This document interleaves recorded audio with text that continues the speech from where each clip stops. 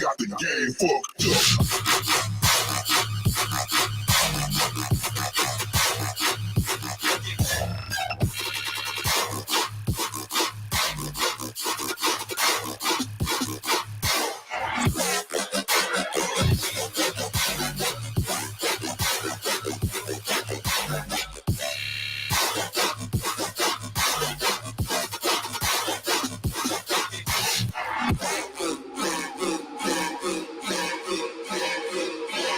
Got the game fucked up.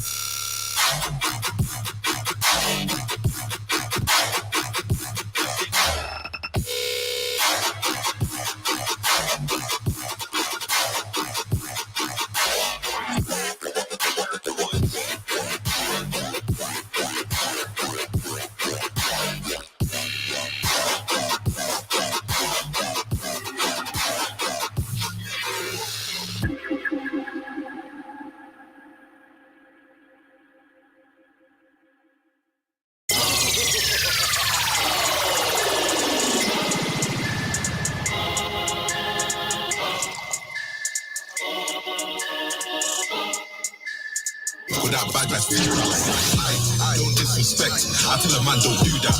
Hey, if you owe me peace, I pull it up to where you at. Like what? You ain't been paid. Big man better prove that. If you get around with that bag that's too bad.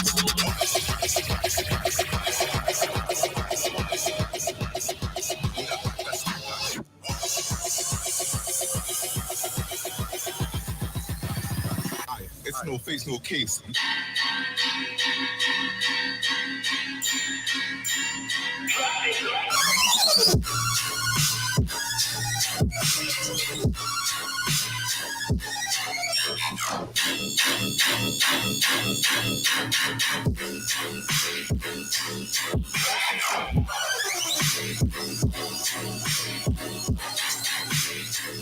It's no face, no case.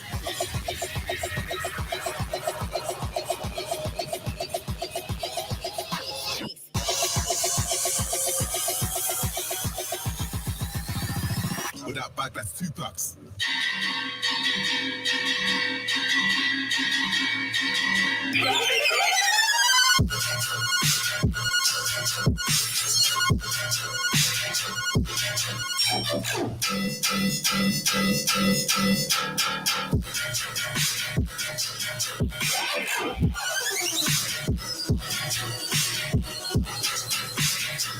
There's no face, no case.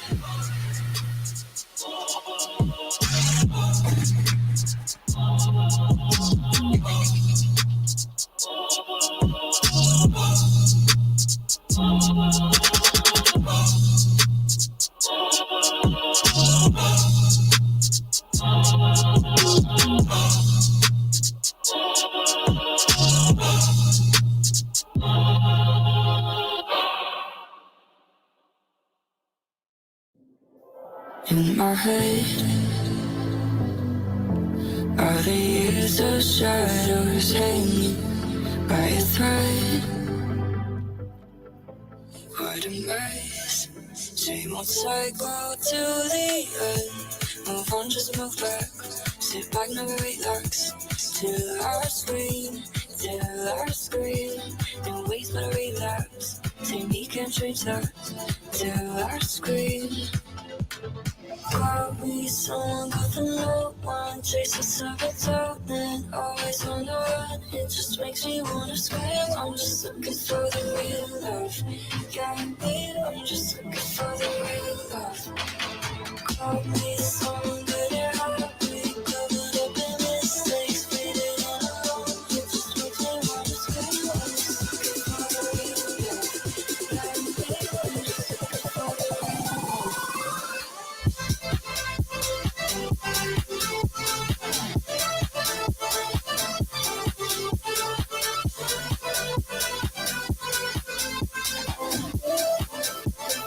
love.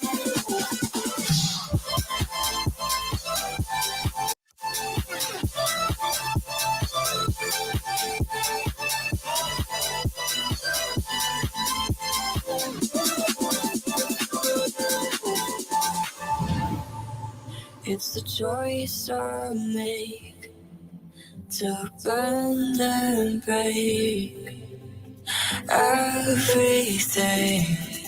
Same old cycle till the end. Move on, just move back. Sit back, never relax. Till I scream, in ways but I relapse. Technique and change that. Till I scream.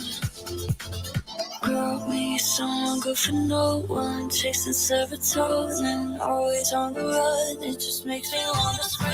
I'm just looking for the real love. Yeah, me, I'm just looking for the real love. Need someone good to help me. Going up in mistakes, feeling alone. It just makes me wanna scream. I'm just looking for the real love. Yeah, me, I'm just looking for the real love.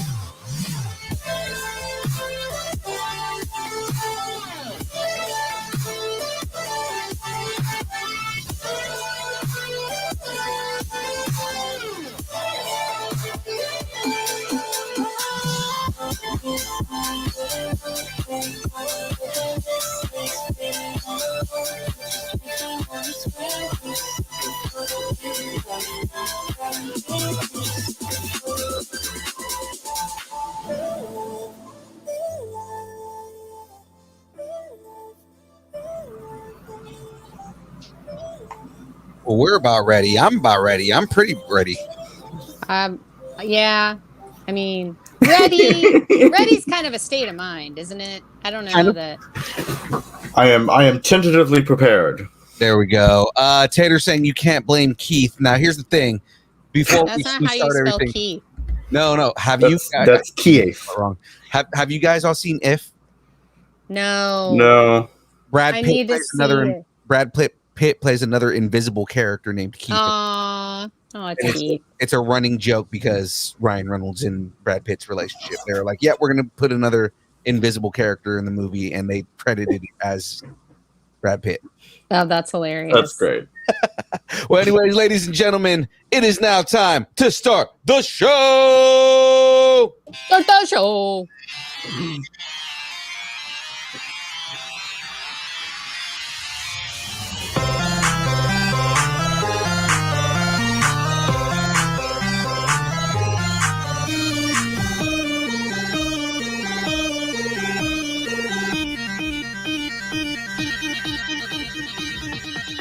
Distance nerding.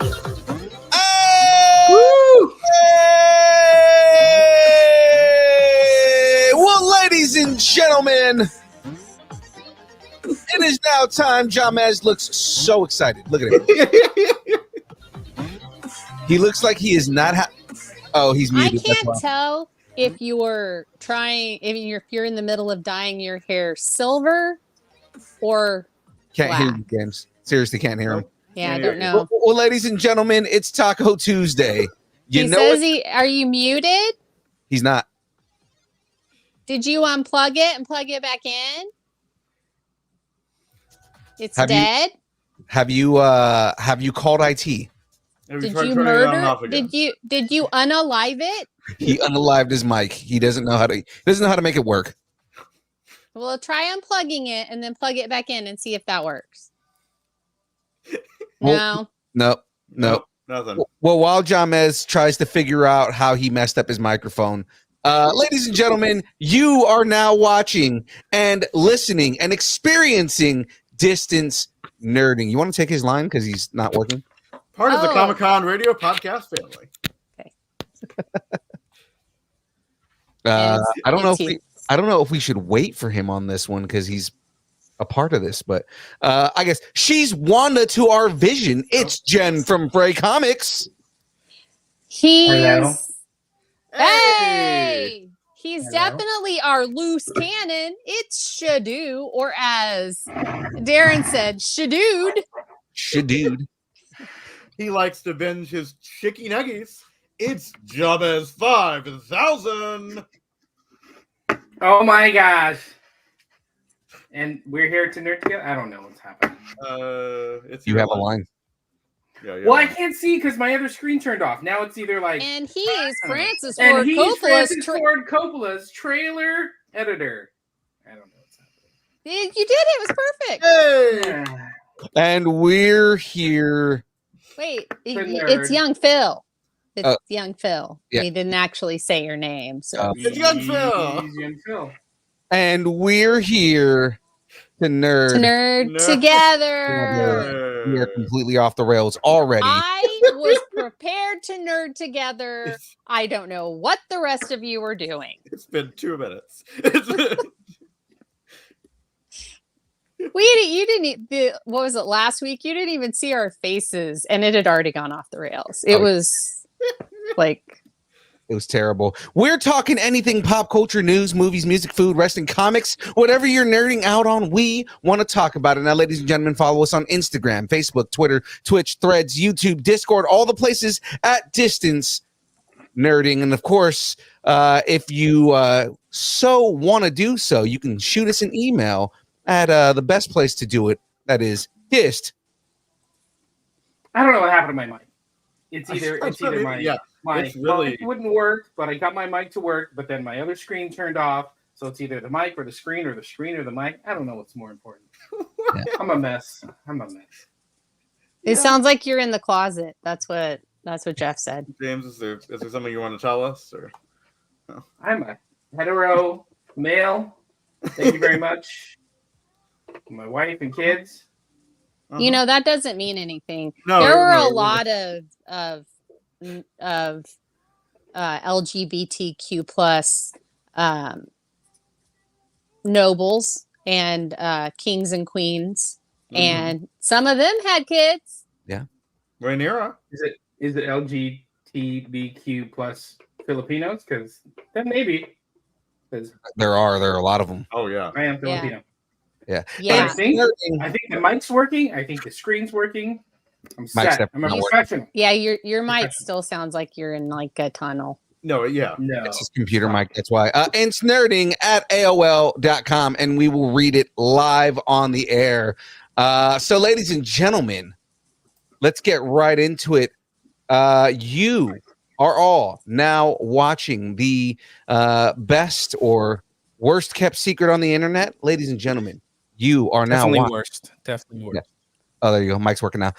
There you go. You are now watching Dist. Oh, wait a minute. What? That's not-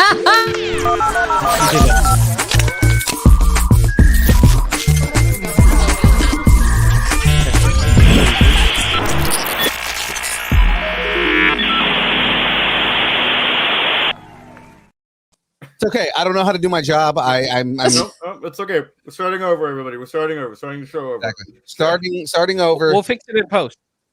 We're gonna fix Right, it in post, right. everybody. The post Run we with it. totally have. Yeah. Fix it in post. What are you drinking, James? Did you go to McDonald's? No, You I went to didn't. McDonald's. I do He's have got a nut. I did went and got a nugget smoothie full of fruits and juices and vegetables. So if I have to run out in the middle of the show, you know what's happening. We know exactly. Well, ladies and gentlemen, this week on Ridiculous. deck, we've got the Geek End Update. It was was a mother morphin good time at Power Morphin Con. There we go. I was waiting for him to finish the line. All right. Starting rumors. Are we going back to Westview? Oh, maybe we are. Maybe we aren't. We will find out and talk about it in a minute. And of course, the download. We got the tea on the latest streamer, and it's delicious. Absolutely. And it Yeah, sounds. but tea. It's more like a frosted lemonade. But, you know. Oh, I see It's what you did. chai, baby, chai. I see what you did there. But before we do all of that, ladies and gentlemen, But first, let me get a shout out.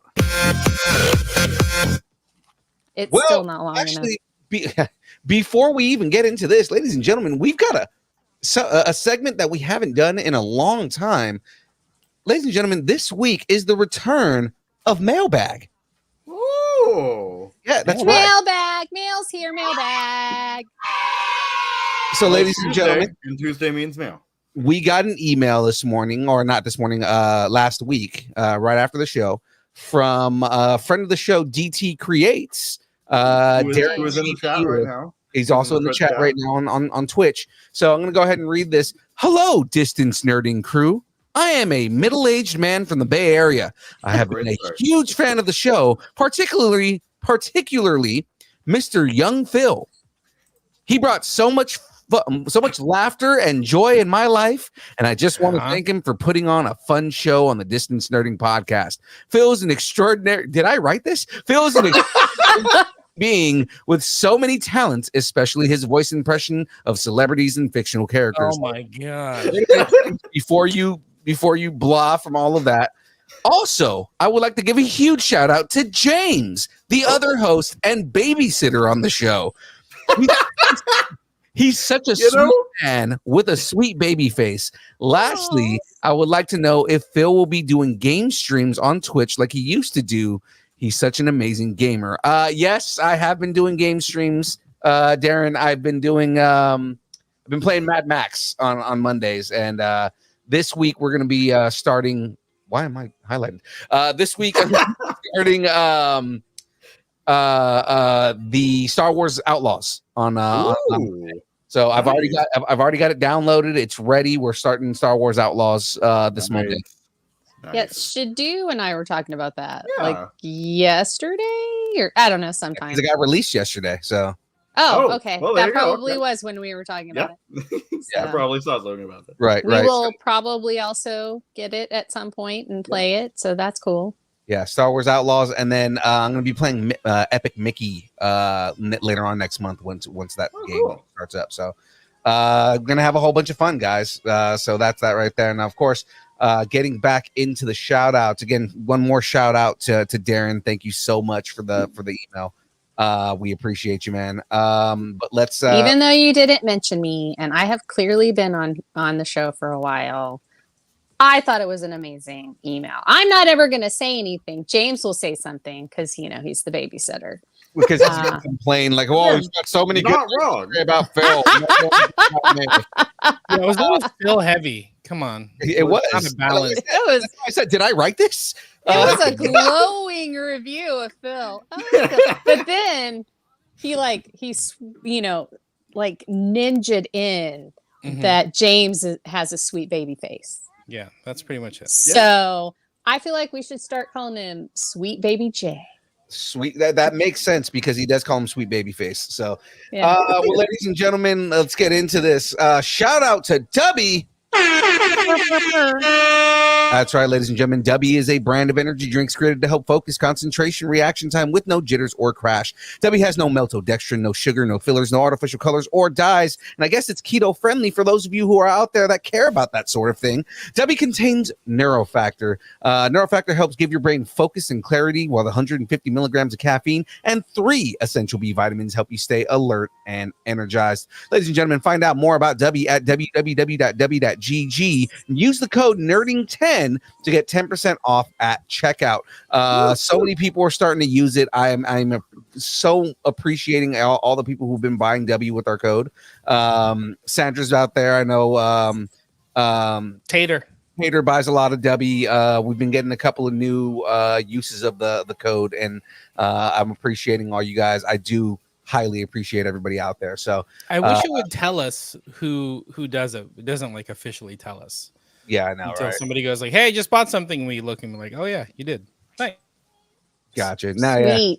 So if you do use a code, let us know. Let us know. We want to say thank you. Right, because we do. Just shoot us an email or hit us with a DM. We definitely want to thank you guys if you purchase W. So with that being said, ladies and gentlemen, let's move into the next segment. It is now time for the Geek End Update.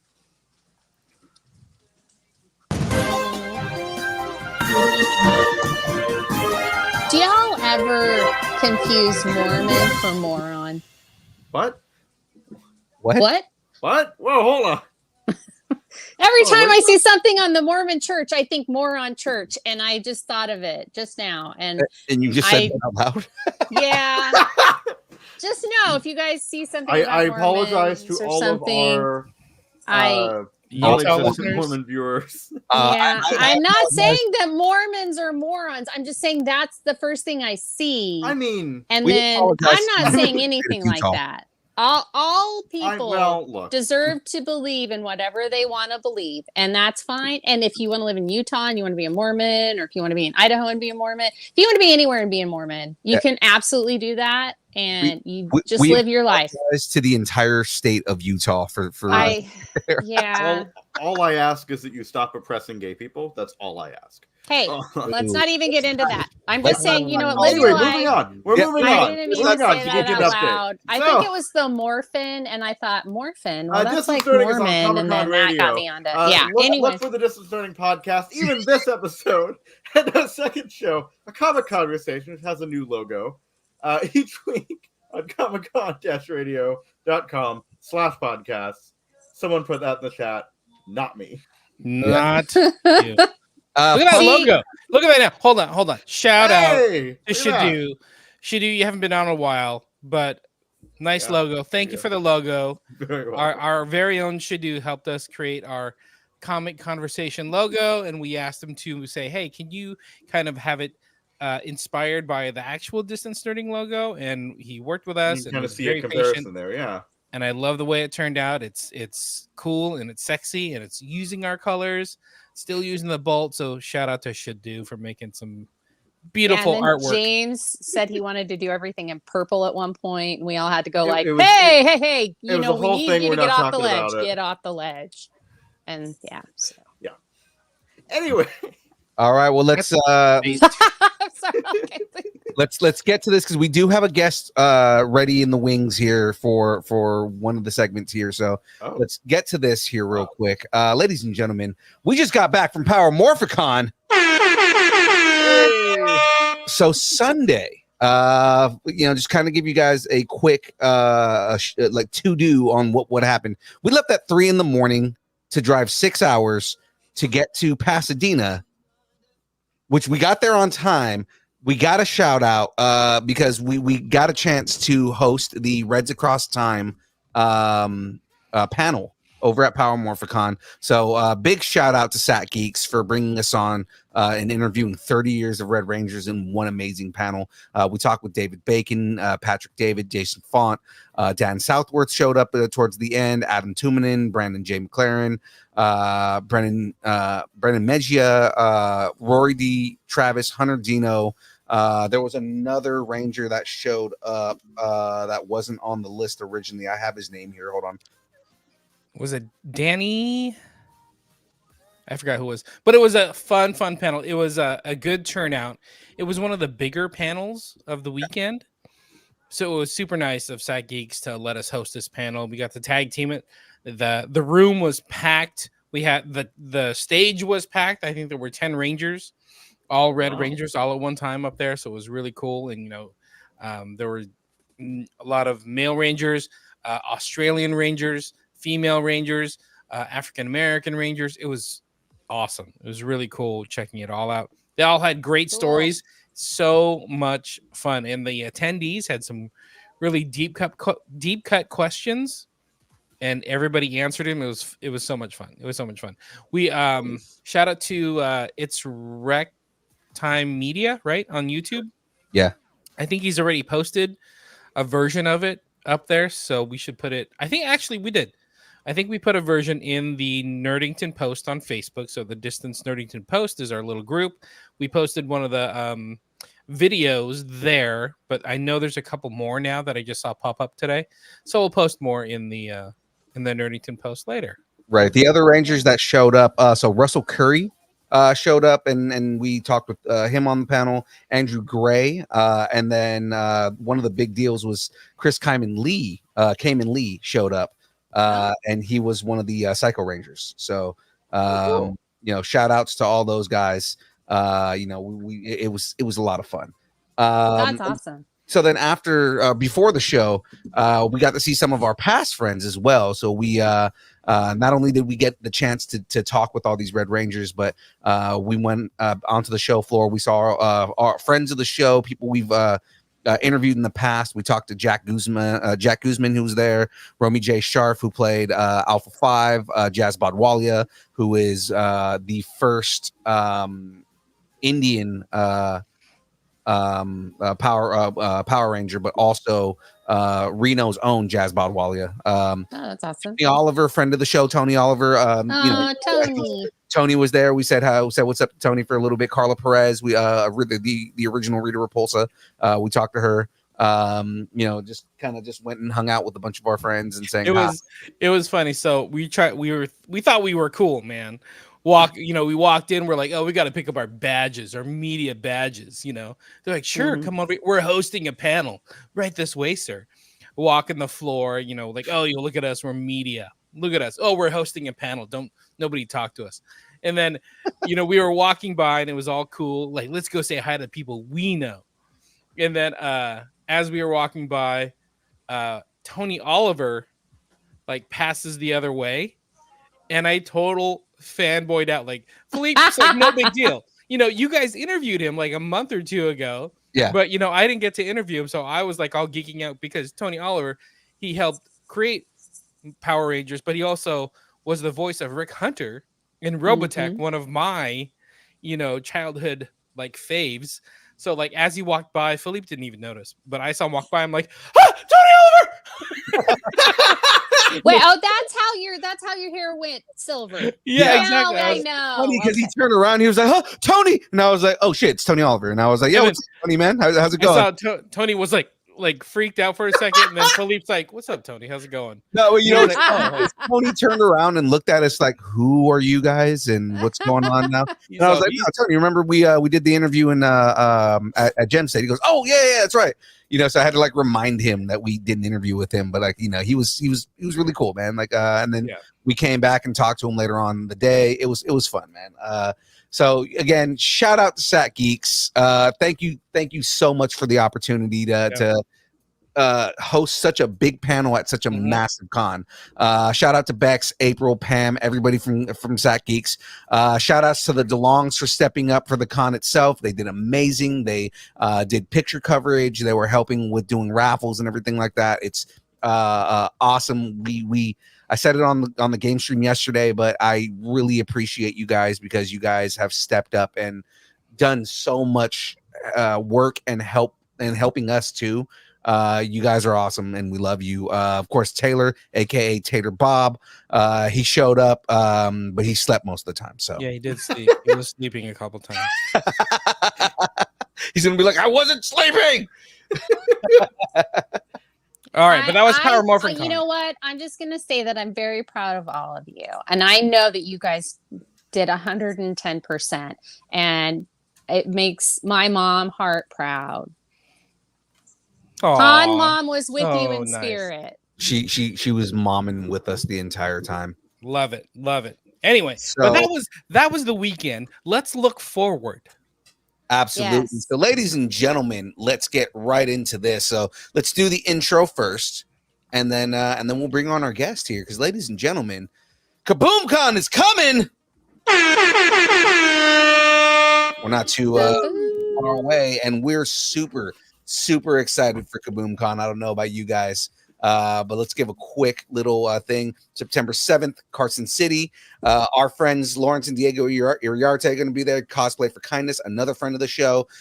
Chris Marinan, another friend of the show. Brett Anderson's going to be there for all of our comic fans out there. So many artists, so many vendors.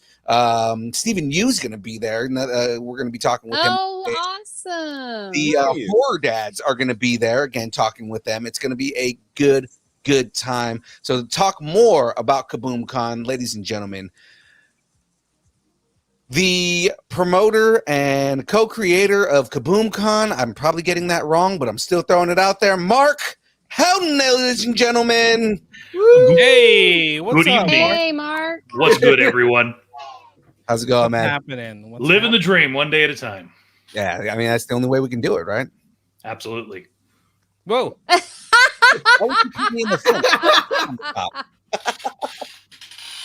You know what, Mark? I gotta say, it's always been great meeting you. I think the last time I saw you was Powerhouse Comic-Con. But one thing, Silver Age. Silver Age was after that. That's right. But one thing I noticed about you is your cool ass shirts. Oh, well, every time I see you, you have these cool ass shirts. When I saw you at Powerhouse, you had the KaboomCon shirt. going, and now I see the Icy Sound shirt. Absolutely. Can you hook us up with your stylist after this? Because They're so I called do. drip dealers. So I do these We need some help. myself. I design them myself. I get them printed myself. So if you want, I'm happy to take your logo and get it done for you. It's easy peasy. Ooh, he's a drip dealer too. Mark's I a love drip I dealer. love it. I love it. I'd rather be a drip dealer than a drug dealer. Yeah. Eh, I see that. different sets of problems. I see you. All right, let's talk some Kaboom Con. I'm excited for this show. It's gonna be awesome. I'm excited to have you guys there. You know, it's an amazing thing, Kaboom Con. This was a brainchild of attending a bad con last year. And you know, it made me look to my business partner, James Lewis, who you guys have met. Shout and out say to to James. him, I Good think guy. we can do this better. And so Pop Culture Kaboom's host, Jimmy Jones, I reached out to him because he's got a ton of con experience and stuff. I said, hey, man, can I do this? And he was like, well, you need to do it in Carson City. And I said, why? Sell me, because I was planning to do it in Reno. I was like, why would I do Carson City? And he was like, because there's never been a comic convention in Carson City. I said, all right, let's go.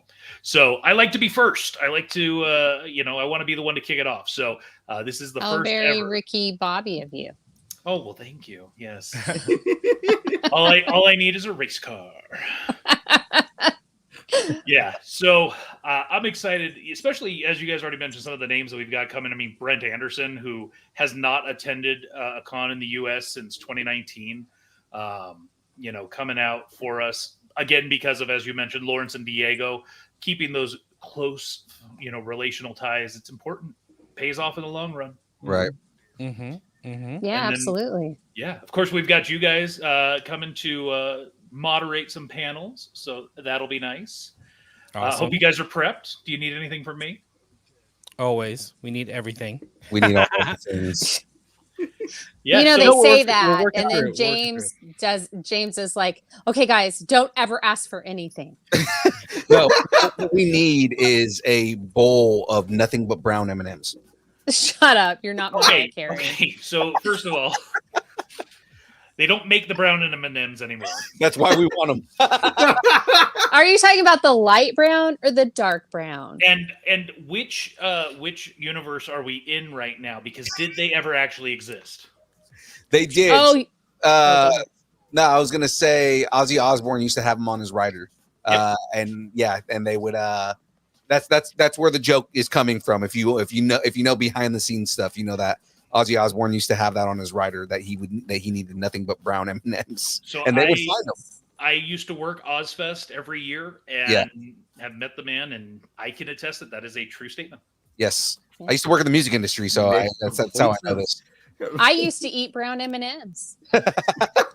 I think I did, but then I'm told that I'm in the wrong universe, that I'm from somewhere else. So. I think I Oh, was is this born- the whole Fruit of the Loom cornucopia thing? It's the Mandela Berenstein effect. Bears. Yeah, it's Yeah. the Mandela effect. Yes, Yeah. You know, I too I've had the Mandela effect about stuff, but then I have a very vivid imagination, and there are times when I think I've seen unicorns. So, you know, it could be 50-50. Okay, I'm going to tangent for a second. What is a Oh, no. unicorn? A unicorn, it's a horse with a horn. Wrong. actually, it's a goat with one Wrong. horn. It's not. Oh, Please. it's a rhinoceros. That is correct. Ah, Well, yeah, What? because I was going Yeah. to say rhinos, they thought that, yeah, no. So but this goes back to the phrase unicorn was used in the Bible, like BC. Right, and they right? used it to mean rhinoceros. Yeah. Yes, correct. I love the English language and how we just make things whatever we want it to be. Oh yeah. No, I the just So there were knew, like, linguistics is fascinating. there were Didn't- rhinos in Scotland. no. Where Because- did Well, the because Bible the took unicorn place? is Well, no, the I was to say because the Scottish national animal was a unicorn. yeah. Probably because of the That's fun. Bible. That's fun. Look, you Anyway. can't tell a Scotsman if something exists or not. They're going to make their own determination. That's a good point. Man, so you're going all off tonight, right? You're gonna offend the Mormons, now the Scotsmen. I know, right? I wasn't trying to. I was just thinking about how sometimes I see words but my brain thinks it's a different word. And I was thinking, oh, the one that really gets me is Mormon. And I see moron and I'm like, that is not like a. Why did you that bring it is up again? absolutely not. No, like, I get it. I understand what you're saying, but you're just digging, you know? Just oh, digging. yeah, absolutely. Yeah, it's, We I got mean, the I'm name of this not. show this tonight. hole is not getting any shallower. So, anyways, Kaboom Con. Yes. right. Kaboom That's what we're Con. talking about. So what we do you guys- we talked about it that Lawrence and Diego Iriarte are going to be there. So Yes. we know them from Lumpia, the Mhm. movie, or Lumpia with a Vengeance, the comic books. They're great friends of the show. Actually, you helped set up an interview with them at Silver Age Comic Con, so thank you very much. Absolutely. But I see your background, and I know they have some special things that you all are working on.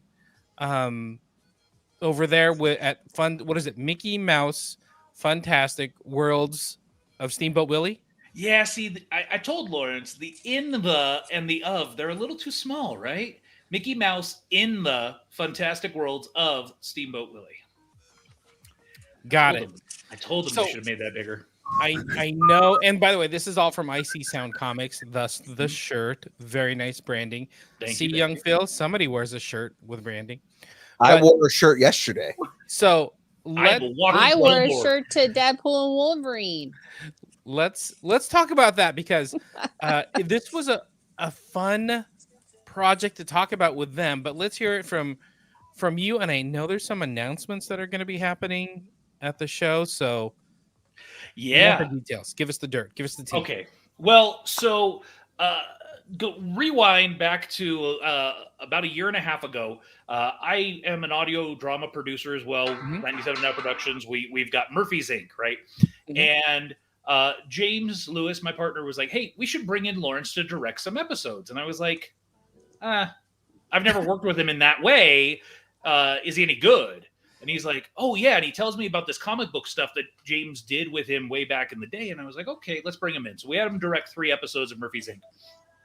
Fast forward a little bit, we're at a con last year, and we're sitting there, and Lawrence is telling me all of these ideas that he has for different properties, and I just simply asked him, "What are you waiting for? Why aren't you doing these? These are amazing. To me, it sounds cool." And that's, Lawrence talks about this too, right? The cool factor. If it sounds cool to me, it's probably going to sound cool to somebody else. Right. So he was like, "Well, we've been working on this for the last decade almost. And, it's hard to move away from." And I said, "No, I get that. But there's nothing that says you can't do that and still do this, right?" And he was like, "Well, maybe." And so we were kicking the can a little bit. And I said, "Well, hey, I want to do a Murphy's Inc. comic book. What do you guys think about that?" Mm-hmm. Mm-hmm. And Lawrence and Diego were like, "Okay, that'd be really cool to do." So we started talking about it. And, I don't know if Lawrence has ever talked about it with you guys, but he created this little thing called G&E, Graphic Novel Experience. And it was based off of Batman Year One, I believe, where he took it and got a bunch of voice actors up on a stage, and then they had the visuals appear on screen as the voice actors were acting through it. And I was like, okay, that's really cool. That's kind of the concept of what I'm thinking is we take a Murphy's Inc. comic book, and then we create the audio drama component to go with it, like a companion. Right.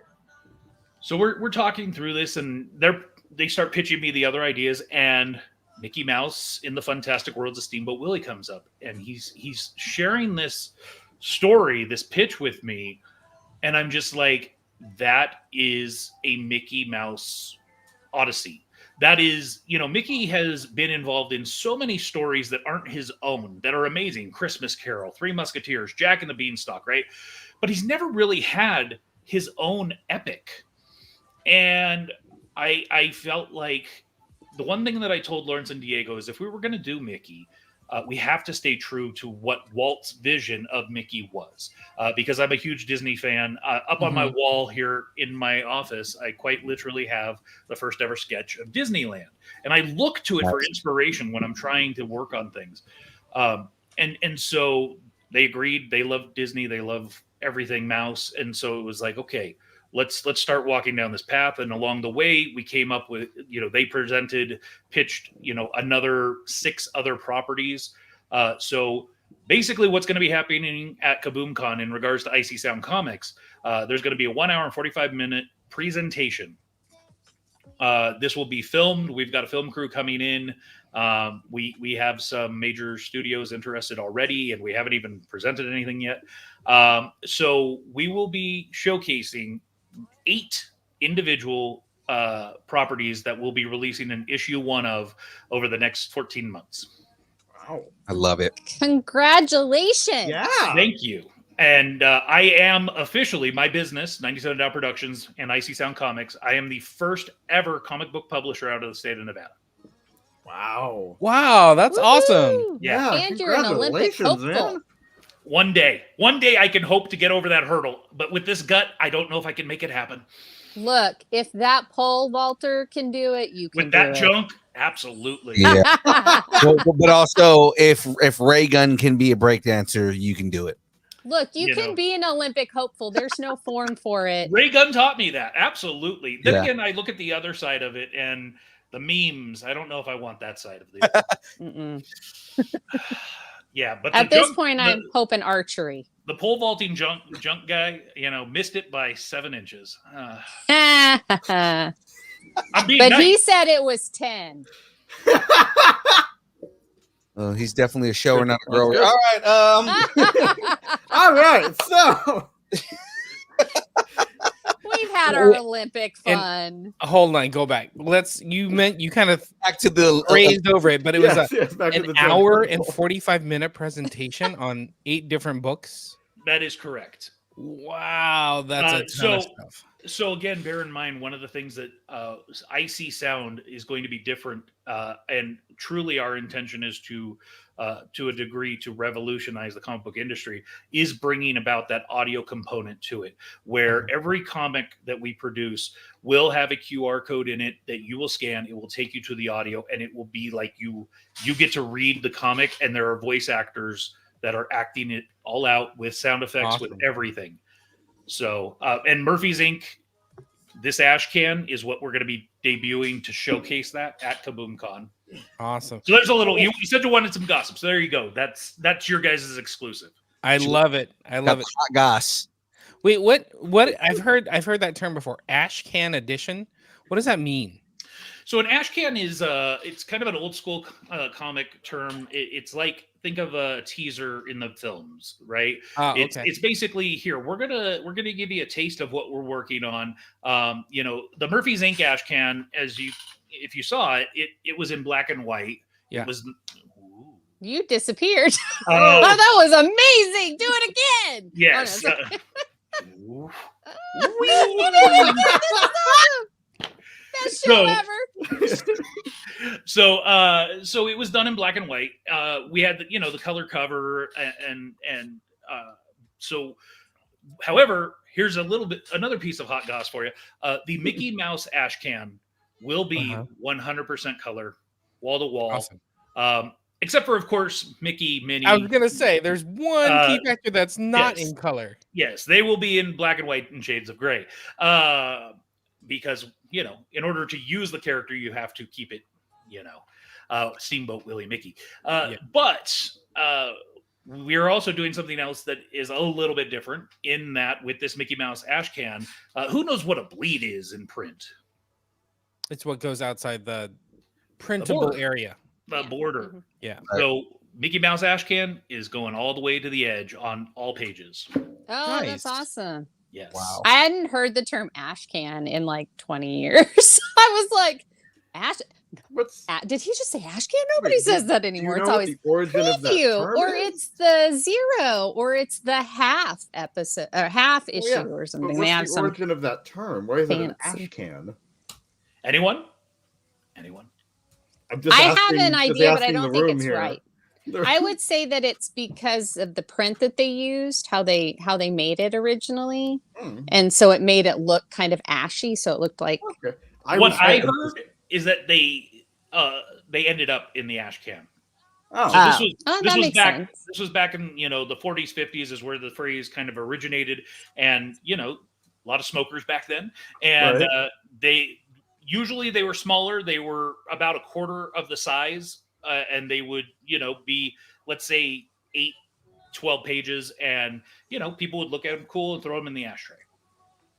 Or use them as, to help start a fire or something. Yeah. Exactly. Okay. So, Yeah. Interesting. That makes a lot of sense. I just thought maybe it was something with the printing process because usually, like, a lot You of wanna stuff hear- comes from that. you're gonna appreciate this. I just made that up. No, you did not. Really? I love it. Wow. I'm When you gonna make look. things up with confidence, it seems like it's real.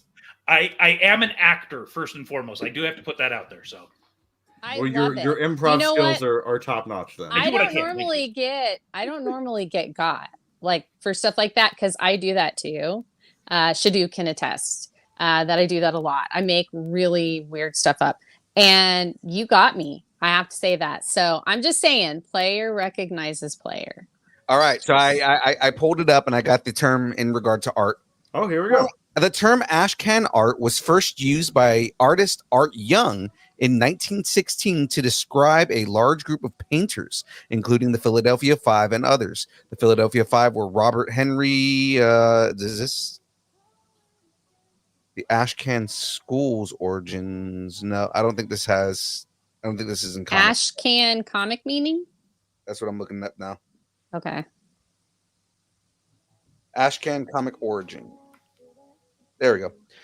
An Ashcan comic is a form of American comic book originally created solely to establish trademarks on potential titles and not intended for sale. The practice was common in the 1930s and 1940s when the comic book industry was in its infancy, but was phased out after updates to U.S. trademarks. It doesn't say where the origin is, like why they call it Ashcan. hey, I was close right here, to here. right The when I term said was revived. 1940s. Yeah. Yeah. Right here. The term was revived in the 1980s by Bob Burton, who applied it to prototypes of his self-published comic books. Since the 1990s, the term has been used to describe original use. Here we go. And then he went Welcome to our silent. new etymology podcast. Yes, this is Okay, good right pod here. right here. Yeah. Once the practice was established, DC Comics used ash. Okay, so it's saying. Oh, okay, right here. At the time, garbage cans were commonly called ash cans because they were used to hold ashes and soot from wood and coal heating systems. The term was applied to those editions of comics because they had no value and were meant to be thrown away after being accepted by the trademark office. Some spare copies were given to editors, employees, and visitors to keep as souvenirs. Changes to the United States trademark law in 1946 allowed publishers to register a trademark with an intent to use instead of a finished product, and the practice of creating and submitting ash cans was abandoned when publishers began to consider it an unnecessary effort lawyers used to justify a fee. You know, you were pretty damn close. You're close. Yeah, you were. Because of their rarity, ash cans from this era are desired by collectors and often fetch a high price. So yeah, it was because they were meant to be thrown away. Yep. So it was like a prospectus. But I'm not saying that right. Perspective. No, like how No. like when a company is starting and they're trying to get donors and stuff like that, Prospecting. they'll do a mission statement, like just a summary of what the company is going to do. So it's kind of like that. It's like the comic book idea. It's just kind of in the form it would be. So yeah, okay, like a yeah. I don't know how I got that close to being right. That is insane. I bet you read it somewhere at some Hey, point in your and it was life, just and it back just there. popped right back into your head. That's awesome. Good Or for you you. know Way to enough go, about Mark. kind You're of on the, it like, tonight. Orbiting topics in a way, and you just kind of made a healthy influence. Right. Yes, yes. Inference. So let's Yeah, jump back into I call that Anyway, acting. So, we are Theater! here to promote. the theater, sir. Jumping back Have you into ever this, so- seen Harley Quinn, Mark? Oh, I'm going to go God's off on a sake. tangent. Harley Quinn, the Animated series on HBO. I have seen bits and pieces. I have not watched any of it straight through. Okay, so and do you know like Alan Tudyk plays Clayface? I recognize the name, but haven't seen. Okay, that. I'm he a plays man of Clayface, theater. and he's an actor, and he says stuff like that. Yeah. I'm an actor. I'm a theater. Yeah. Mhm. He also plays Joker too, but I was talking about Clayface. So I'm just saying, like, No one That's should play cool. Joker except for Mark Hamill. Yeah, actually, you know what? Joker. Alan Tudyk's Joker in this, it's the perfect voice for how he plays Joker in this. So it's more like old school Joker from like the 60s. Oh, So, but not like that accent or anything, but it's Oh, that okay. kind of style. Like it's more, he's very thin and, anyway, he's really good in it. And if you do get a chance, absolutely see that and then watch Kite Man. Hell yeah. After that. Anyway, is there anything else you'd like to talk about with Kaboom? Well, I was going to say specifically about Kaboom Con. Tell us about the guests. What we've kind of brushed over some of the guests, but I know we have a bunch of panels that are going to be going on. We have guests that are going to be there. Tell us about kind of all of the hooks. You know what I mean? Like the people that are going to be there, like all the fun things that are going to be going on at Kaboom Con. Sure, let's talk about the main stage, the big stage where all of 550 seat movie theater. It's actually a community theater, so it's massive, full lighting, full sound. We've got the Reno Video Game Symphony, their jazz ensemble. I think it's 15 piece. They're coming to open the show, do a little performance, and then we're going to have the Chris Moran panel. Awesome. That'll be with moderated by Lawrence Iriarte. We'll do a little cosplay parade of costumes. Then we've got the Brent Anderson panel, again, moderated by Lawrence Iriarte. We will have a live Pop Culture Kaboom broadcast that will be happening. And then, of course, the main event on the main stage is the IC Sound Comics presentation. Like I said, hour 45-ish is what's slated. And then over in the boardroom, we've got a number of events, and this room's a little bit smaller. It seats about 80. We've got Dreamwell Comics hosting Shop Chatter with Robert and Jimmy, where they're going to be talking collector versus investor. Then we've got the Distance Nerding hosted Filmmaking in Northern Nevada with Horror Dads Productions and the infamous Rebel. Very nice. Then we've got Distance Nerding again hosting Wolf's Bane in Bloom with authors Stephen H. Provo, Jade Griffin, and MC Hunton. Awesome. Then we've got the 97 and Now Productions Cavalcade of Voice Actors. That'll be moderated by James Devereaux Lewis and a number of the voice actors that we have in Murphy's Inc. and Oak Bridge and other properties we've worked on. Then we've got Cosplaying on a Budget. That'll be a presentation by Cosplay for Kindness. And finally, Life of an Indie Comic Creator with Gen 7 Comics, SYD Studio, and Redwood Comics, again, moderated by Distance Nerding. Ooh, Awesome. those Distance Nerding people, they're everywhere. Oh, that's the panel that Stephen Yu is those guys. Oh, Stephen Yu. Right. Yeah. Yep, Stephen Yu, SYD Studio. He's a great guy. I didn't know him. I met him at Silver Age, and we actually went out for drinks last week, and he's helping Kaboom getting the word out. Great guy. I'm excited. Awesome. He's such a love. He's Yeah. a love. Redwood That's Comics amazing. is also another friend of the show. We met them through Darren Chibi from Veteran Comic Con in San Francisco. Nice. very cool. So they've been on the show as well. We've got a lot going on. I can't thank people like you guys and Lawrence and Diego. And, we went from my hope of trying to only having a, 10,000-ish square foot gym. And I wanted to get 20 vendors and 100 tickets. And I felt like that might be good enough to where now we have the entire community center. We have a game room that's hosted by the Academy where there's going to be, board games and tabletop games, all that kind of fun stuff. Nice. We've got the entire gym with about 55 vendors in that area. We've got the West Side parking lot. West Side. With another 29 vendors out there, food, beverage vendors, artists, everything.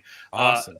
We've got a number of nonprofits that we're supporting through this. We're going to be giving a portion of all the net proceeds to KNVC 95.1 FM community radio, as well as Cold Nose Rescue and Sanctuary. Aww. Good. So I don't have you. any of my dogs around, but I have 2 corgis and a non-corgi, and they all say, I have the "Aw." non-corgi somewhere behind me, so. what is a non-corgi? A dog That just means, Excuse me. yeah, she's mixed race, and we're not sure what the races are. So we call her a non-corgi. So we think she she Filipino? thinks she's a corgi, but that's her. That's her. I didn't realize that dogs had races. I always, don't know. Dog breeds. Yes, races? yes. I don't know. Yeah. Yes, yeah, I've heard so- of dog breeds, never dog races. So this is a I good don't night know. for you. Yeah. That's a non-corgi. This is actually normal for me. They're Oh. used to it, and so I just ran. I don't have a filter. I don't either. Yeah. I'm like restraining. So There, You don't- so Clearly, you don't have to. I'm here. I mean, you're not going to get any crazier than I am. So KaboomCon, September 7th, Carson City. It looks awesome. I mean, I don't know how you do this because really you're here for KaboomCon, right? But then you're also here, you're going to talk about Mickey Mouse and the Fantastic Worlds of Steamboat Willie, and that's a project you got going on. You also touched on Murphy's Inc. That's another project that you have going on, not to mention that 97 to Now Productions. And then speaking of, you have another show. I guess it's called a podcast, right? It's a series. it's Outbridge. Oakbridge, yes, I didn't even. Oakbridge, Oh my excuse me. gosh, how did I not talk about Oakbridge? That is about to surpass 100,000 downloads in less than 10 weeks. Holy! Wow. Congrats! I talked about Oakbridge a lot. I had an interview earlier today with a local print newspaper up here, and I talked about Oakbridge a lot, and so maybe that's why I thought I already talked about it. But yes, Oakbridge. Oh my gosh, this. One of the things we already recently announced is we're going to take season 1 of Oakbridge and basically create an abridged version or a companion piece as a graphic novel. So we'll be showcasing a little bit of that hopefully at this presentation. But yes, Oakbridge, 10 episodes. If you love Stranger Things, X-Files, Twin Peaks, go give it a listen. It's a great show. Directed all 10 episodes by James Lewis. Creator, her name is Ashley Dean. So female created, minority directed. She is from Georgia. Fantastic, brilliant. Give it a listen. And then, of course, Fat and Black Connection, Wednesday nights, 8 p.m. Pacific on, all of the everywhere like this, YouTube, Twitch, Twitter, Right, whatever. right. If it is visual, Anywhere you get your podcasts. Pretty much. So I do a little bit. And I work a full-time job for the state of Nevada. So, oh, there you go. I don't get it. How do you do it all? It's the same way that we do it, James. I have no idea how we No, can but he's doing it better. That's the point. True. Mark is doing it a lot better than we are. Yeah, he definitely is. I mean, he got 10,000 hits in 10 weeks. Yeah, dude, we're not even at 100,000. 100,000. Yeah, we yeah. A little Great, bit. so we can feel even worse. I got you. Yeah, 10,000, 100,000. Who's counting? But it's like super hot there, right? Like it's hot and deserty. No. It is No? a high desert technically, but right now, today, I think it peaked in like the high 70s. So it just depends. Okay, I'm moving to Nevada. Point Yes, of KaboomCon is here is- happening on. Here's the biggest highlight of Nevada: no income tax. Come on. Hey. Oh, that's true. I left Yeah. California. I'm a California born and raised Bay Area guy. I got the hell out of there in It's 2015. not that different. No. You got No out, and I income tax. applaud you, sir. No income I'm in Oklahoma. That is, yes. It's not Kansas. I so missed the that's weather and I missed the ocean, but I've got Lake Tahoe. Yeah, I was going You're to say, good. you got You're Lake good. Tahoe up there. That's enough. Mhm. You're Tahoe's good. beautiful too. So Dude, it's like, yeah. I'm so excited for KaboomCon. You've packed so much into. I think it's all like from 10 a.m. until 6 p.m. But like every minute of this con has stuff going on. Not to mention all the vendors you said, all the artists that are going to be there. This is crazy. It's like so much con in like one day. That's I- awesome. I only had the one day to work with, so again, the community's response was frankly overwhelming to the point That's where I'm already thinking about year 2 and what that's going to look like doubling in size probably. Damn. Yeah. Wow, I that's can going to imagine, be yeah. that's great. I mean, that's what you want. You want it to double after that first year. Yep. So yeah. Yeah. I worked San Diego Comic-Con like a long time ago, but I worked that for like, I don't know, 4 years. So, and it's crazy insane how much stuff you have to like keep track of. The hard part for me is I am, I've got my business partner, but he's in Vegas. I'm up here. Yeah, I don't want to say I'm a one-man show, but to a degree for this con, it kind of is. Yeah. Yeah. Well, you've Logistic done a stuff. I hell get of a it. I job get it. for a one-man You show. have done an amazing job, man. So one more time, September 7th at Carson City, Kaboom Con, ladies and gentlemen. Make your way there. Make sure you are there. Mark, we want to thank you for coming on the show and talking Kaboom Con, man. We appreciate you here. Yeah. I appreciate you guys having me. Yeah, Have a it was good rest of amazing your meeting show. you, man. Yeah, It's nice Yeah. to meet you, Mark. absolutely. We'll catch up again. All right, Bye. Mark. Well, you have a great night, man. Thanks, Mark. Gotcha. This is my last show, everybody. Balloons. No, I'm just kidding. All right. Well, I already named the episode. Oh, The hi, Mark. episode is Jen's How to Dig a Hole. Yeah, that's true. Ladies and gentlemen, he snuck in, but Agent AA has made his way back to the show. Whoa, look who it is. Look at that shirt. Am I the only one wearing Jahmez. Disney merch? No, Yeah, I got For some on God's too. sake. Don't worry I about was gonna it. say, and like Jahmez likes, because he loves it when somebody wears distance nerding merch. Agent Agent AA is wearing a classic DN shirt. I Yeah. just have to say You that gotta I'm go with wearing the OG. Sesame Street wearing and I'm Pluto. behaving the way Pluto. I am. In Yeah. memorial to Pluto. Exactly. Well, ladies and gentlemen, I didn't know Mark was coming on. That was awesome. I've been telling you for like the whole week that he was going to be. No, you have not. Yeah, you can go back and check the messages. All right. Well, ladies and gentlemen, All right, so now we finished the interview. It's time for the bracket. no. Ladies and gentlemen, it is now time to move on for some start rumors. If this thing will work. I don't. I don't know where to get it.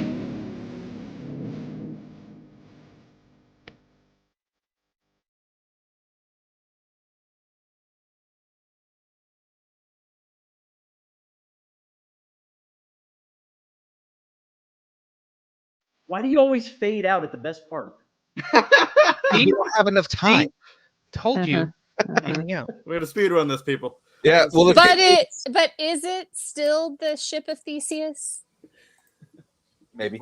What? Last week, it was Oh. reported that James Spader will reprise his role of Ultron in Marvel's upcoming WandaVision spinoff series that will focus on Vision. I'm all about Now, that. yeah. Now, Deadline is reporting that Elizabeth Olsen, or Lizzie, may also appear in the series, but she's not who you think. That's right. Olsen is not playing Wanda in the series. What? Yeah. Instead of playing Scarlet Witch, who may or may not have died in Doctor Strange in the Multiverse of Madness, she may actually be playing the character Virginia Vision instead. Oh. So I've got from Mama Witch to Synthesoid Bad Bitch. It is not a synopsis. I just wanted to say that. I'm still gonna say Virginia. it. From Mama Witch to Synthesoid Bad Bitch. Synopsis. Virginia Vision, aka V, was introduced in Tom King's critically acclaimed 2016 Vision series. That's when he had like the whole synthesoid family, you know. Right. Anyway, she's a synthesoid created by Vision as part of his attempt to lead a normal family life in the suburbs. So talk was on the table. Is this the WandaVision reunion we've been waiting for? Wait, is this just the reverse WandaVision? It is. I think that's what it is. It's Vision Wanda. That's so- what I'm saying. Yeah, it's Vision Wanda. Yeah. Shadu, are your tacos on the table, sir? They're like the Dorito tacos, so they're red. But there's like little black burnt portions on them. And and they're really trying to find a couple of quesadillas that they may or may not have had at one point. Oh my God. I see what he did there. Agent Double A, are your tacos on the table? Mine are always on the table, even if I don't believe it or not. I like tacos, so they're That's always fair. on the table. That's fair. What's up, Double A? By the way, nice. What's nice up? to see you. Hey, the hair's looking very nice. I love the. Yeah. The I Doctor see you Strange. copied my hair, dude. Yeah, you got a Salt and Dave thing pepper going. twins. Look at them. Us, we are. To- It to is. It's like reference, looking in a mirror. To reference Infinity War, when he says, "I see you copied my beer. I see you copied my hair." Yeah, I got you. we're living that zaddy lifestyle. Yeah, I like this. exactly. It's good. You know, hey, if Pedro Pascal needs a stand-in, there we go. Yeah, exactly. Not wrong. I like Jahmez, tacos on the table? My tacos are on the table on this. I think they're gonna pull a switcheroo. They're gonna use Elizabeth Olsen's name to get this show going, but I think them using the Tom King story and she being Virginia Vision is a way to get her back in, but not get Scarlet Witch back in. Right. So we'll see. Or they're just going to like do, you know, House of Vision, Visional. Vision Quest. Like Vision Quest. I Quest, already said right, that it's going to yeah. be based on Vision Quest, which I mean Who's- makes Yeah. the most sense. Frey, where are your tacos? Okay, so no, my tacos are on the table. Okay. Any more Elizabeth Olsen, I'm there for. Yep. me too. She has done an amazing job with Scarlet Witch. I'm sure she'll be there. But here's my pitch. Here's what I think's happening. I think that this is Vision's like synapses coming back, and so he's hallucinating all of this. And the reason that Virginia Vision's voice is Elizabeth Olsen is because Scarlet Witch is trying to communicate with him to bring him back into reality. Oh, I kind of like that. I like where you're going with that. Yeah. I like it. Yeah. So I'm just saying, like, if I were going to do something like that and Elizabeth Olsen was going to be involved in that, and it was about, Vision's version of a normal family, because we saw Wanda's version. So yeah, this would be Vision. So maybe it's WandaVision, Vision's version. But yeah, so like I could absolutely see them adapting it like that, but then having her be the one that's like, no, come back to me. She's trying to get him to come back. So Oh, that's pretty cool. It's pretty cool. I like that. Wanda. Young Phil, what do you think? My tacos are definitely on the table just because it makes a lot of sense as far as storylines go. It's something that he did in the comics. So I mean, like him creating his perfect wife, which he probably already believed that Wanda was his perfect wife, but he can't have Wanda again. I mean, he may or may not know that she's dead. So the whole thing is he just needs Wanda again. So he's going to create a synthesoid version of her in order to have her the way that Wanda created Again, reverse Wanda. right. yeah, So my tacos are definitely on the table for this. Great. awesome. Yay. All right. Well, let's go ahead and move on to the next story here, guys. Or should My I say Ole? Ole. I think my rumor sense is tingling. Ah. According to the rumors, Spider-Man 4 production is scheduled to get underway next year, and the movie should swing into theaters in July of 2026. Between Avengers Doomsday and Avengers Secret Wars. This is a good indication that Spider-Man 4 will be yet another multiverse movie. So, tacos on the table. Is Spidey 4 going into the MCU verse? Interesting. Well, there was that rumor from like 2 or 3 weeks ago that any movie, any piece of MCU that comes out in between Avengers Doomsday and Avengers Secret Wars will take place On Battle World. within this Battle World-ish type thing of them mishmashing things. I don't know. Where are your tacos, y'all? My Well, tacos slow are on the down. table. I think they're going to do it. I think they're running out of time with Tom Holland. So if they're going to make another one with Tom Holland, they need to do it now. That's a valid point. I didn't even think about that. You're right. I mean, Tom Holland's not going to play Spider-Man forever. So if they're going to do one, Yeah. they need to do it soon. Yeah, absolutely. I mean, he's not that he's aging out, but he's kind of aging out. He You know is. what I mean? He is. Old ass Spider-Man. Well, you it can could only like stretch being like a young, like a older teen, young 20 something for so long. So, and he doesn't, I'm Just like sure I he am. won't want to play that Like- forever. Look what happened to Leo. Right. Mm-hmm. My it's the tortilla is like kind of a red bell pepper tortilla. It's really sticky too. It's very, very sticky. There's a lot of sour cream coming out of it, things like that. What? Where are you getting I the want to get tacos, that bro? stretched out. It's really red and a lot of sour cream coming out. I feel like that's a doctor's appointment if you ask I know. me. I don't know. Right? I don't You're even wrong. want these tacos are so unappetizing. I want you to remove them from the table and throw them away immediately. Exactly. I don't think these tacos are legal in the state of California. In the They're civilized legal- world. They're legal in 49 out of 50 states. I think Yes. Only in tacos are Alabama are they legal. Yes, only. They're- Well, no. They're legal in 49 out of 50. The one that it's not legal on is, of course, Nevada. So, okay. What? All right. Okay. Okay. All right, let's continue on here. Yeah. moving on. Let's move on. Oh. Agent AA, are your Trying to tacos make a on the bad table? joke. Just Yeah. Well, what was the rumor? That Spider-Man is getting another film in between the Doomsday and Secret Doomsday and Wars. Secret Wars. Yeah, And a as part it of sits this- right now, and a part of there's. the multiverse. Mm-hmm. Yeah, I mean, again, they're going to need to do it quick, and if they're Yeah. going to Anyway, point is my yeah. disgusting tacos that are only legal in Nevada are on the table. Okay.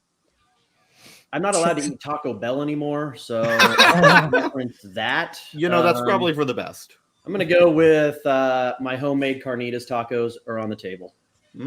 That's good. I like it. That's good. I like it. All right, I dig it. My tacos are on the table. I also think that this is going to be the moment where we get the Black Suit Spider-Man in the MCU, mainly because Black Suit Spider-Man appeared in Secret Wars in the comics. Yes, he in the did. 80s. Mm-hmm. So this would be a good chance for them to bring in the Black Suit Spider-Man, which Do something right for I mean, well, I mean, that's exactly where I was going. Is that you know, we can finally rectify and get a decent Venom, because as fun as the Venom movies are, they're not at the same time. So yeah. Mm-hmm. And as long as he doesn't do a very, very cringy dance at some point, it's going to be better. So bad. Jahmez, tacos on the table. Yeah, my tacos are on the table. You know, part of this is I know Sony execs really want them to bring Andrew Garfield and Tobey Maguire back, and kind of shoehorning this in between the Avengers movies and making it some sort of weird multiversal, Spider-Versal thing is an easy way to bring them back. Yeah. I think it's going to happen. I think it's going to happen. And of course they're going to have a like cameo or something from RDJ being Doom, which is really going to freak him out. And, Right. Yeah. Right. Jen, did you put your tacos on the table? Yep. Okay. Just wanted to make sure. Did I? I think I did. Yeah. I don't know. I did. She's like, we're going to say I did. All right. Well, ladies and gentlemen, that is it for the rumors. So let's jump into this, guys. It is now time for the download.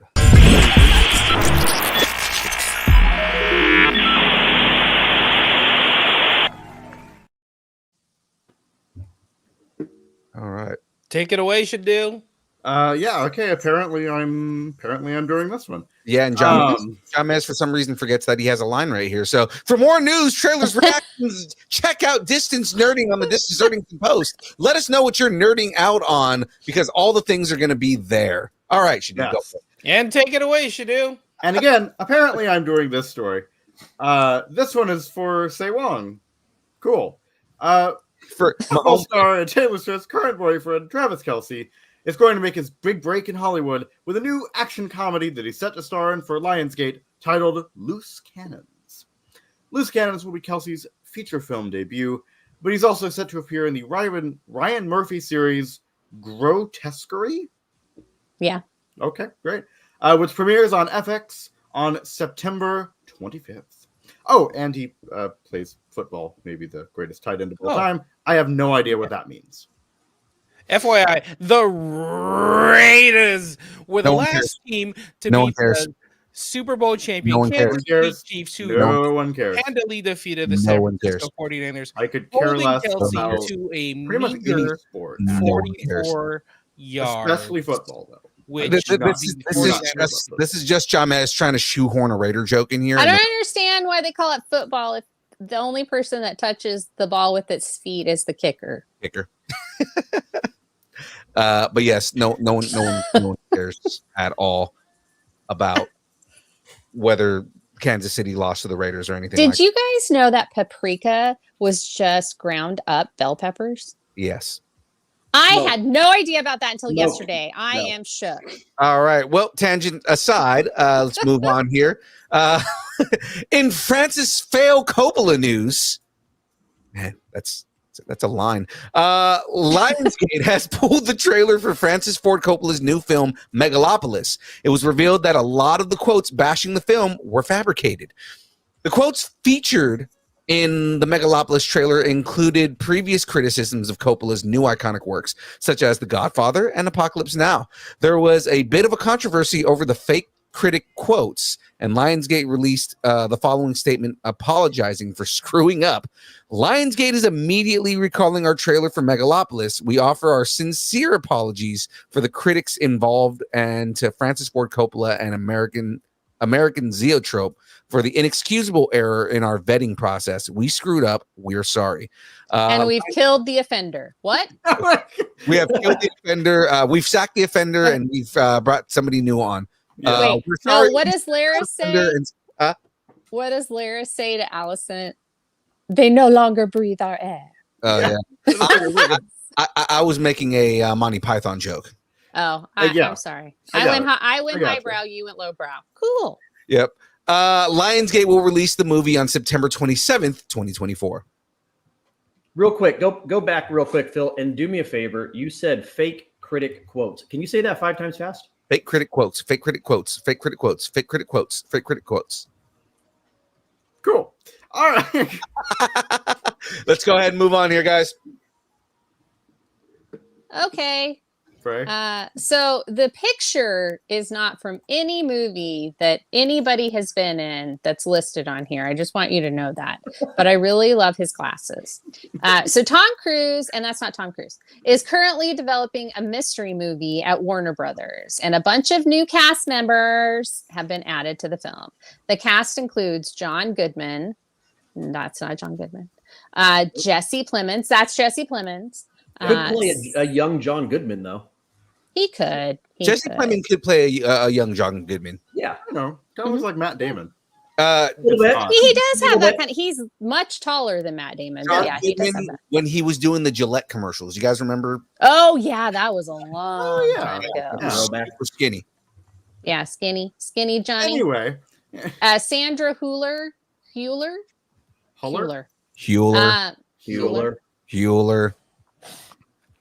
Michael last night at a 31 Strolberg and Sophie Wilde. The film will reportedly center on the most powerful man in the world who embarks on a frantic mission to prove he is humanity's savior before the disaster he's unleashed destroys everything. So basically what he thinks he is in Scientology. This will be the first film project for Tom Cruise at WB. So he's playing Superman in an adaptation of No, he's playing Tom Cruise, the god of Scientology. Why you do wearing red glasses? The highest level Thetan. High level Thetan. High level theme. All right, well, let's move on to the next story here. I know what SHDU's going to be for Halloween. Anya Taylor Joy? Yes. On to some Netflix killer family news. Anya Taylor Joy from The Queen's Gambit and Furiosa is set to star in a new series on Netflix, an adaptation of Bella Mackey's best-selling novel, How to Kill Your Family. I want to kill this family. The series will consist of 8 episodes. Taylor Joy will take on the role of murderous character Grace Bernard, who has a complicated family. So I gotta get paid opsis because you didn't get that Marvel Sue Storm money synopsis. Gotta get paid opsis because you didn't get that Marvel Sue Storm money synopsis. That was good. That was good. Her like that dad, dad is Simon Artemis, a billionaire and ruthless social climber. She's the product of an affair he claims not to remember, and Grace and her mum were left to fend for themselves when her mother dies, and she's rejected by the very people who should love her. Grace transforms her anger into something useful, killing off the estranged extended family via morbidly creative means. What are you doing? No date for the family reunion on Netflix. She must have got a taste for it when she was doing the menu. Oh yeah, that's right. She was in the menu. There you go. All right. Well, moving on to That's Your Home. Are you too good for your home? News. Answer me. All right. Adam Sandler has been working on getting a Happy Gilmore sequel off the ground for a long time. And a few months ago, we learned that it was actually happening and that Netflix is producing it. Sandler has now confirmed that Happy Gilmore 2 will start shooting in a couple of weeks in New Jersey. It was also revealed that the cast will include real professional golfers and cameos from people like Travis Kelce, who is apparently in everything now. Exactly. Do we need this movie? Is that who PWH is? No. So Double A. Yeah. You're the only golfer on this panel. I'm just gonna assume. And I don't know who else is golfing on here, but I know you're a golfer. Yep. Were you a big Happy Gilmore fan? Do you want this movie? I was. I think it was a fantastic movie. It was one of the movies that propelled him into fame early in his career, like after SNL, you know. But do we need this? No, we don't. Did we ask for it? Absolutely not. There was nothing wrong with the first. And also, are we getting too much Travis Kelce? Yes. I listened to their podcast. It's fantastic. It really is good. But man, I don't need any more Travis Kelce. Okay, I don't. Don't start shoving him down my throat. Okay, but no. To your question, I didn't ask for this. I don't want this. And will I watch it? Unfortunately, yes. I was gonna say yes. On Netflix is fucking terrible. Yeah. So I will watch it, but I'm going to go into it with zero expectations. So that way, if it's a 1, maybe it's still enjoyable. Right. You're gonna watch it out of spite. We all know you're gonna watch it out of All spite. I will say is that it should get funded, or it is. How do I segue into this joke? If you're asking, are you sure you want to do it? Well, maybe. I just want, whenever Double A, whenever you sit down and watch this, can you get full on garbed into like a golf outfit? Yeah. With like a golf with like old style, like pantaloons and stuff. Yes, I have some old school Knickerbocker style golf pants I can wear. Absolutely. And you got to wear one of those hats with like the little point thing on the top. Little poof ball. Fun fact. Well, Phil and James, you guys know I played at the course that they filmed the original Happy Gilmore at. In Hawaii. Where was that? It's in Hawaii, on the island of Kauai. Oh, cool.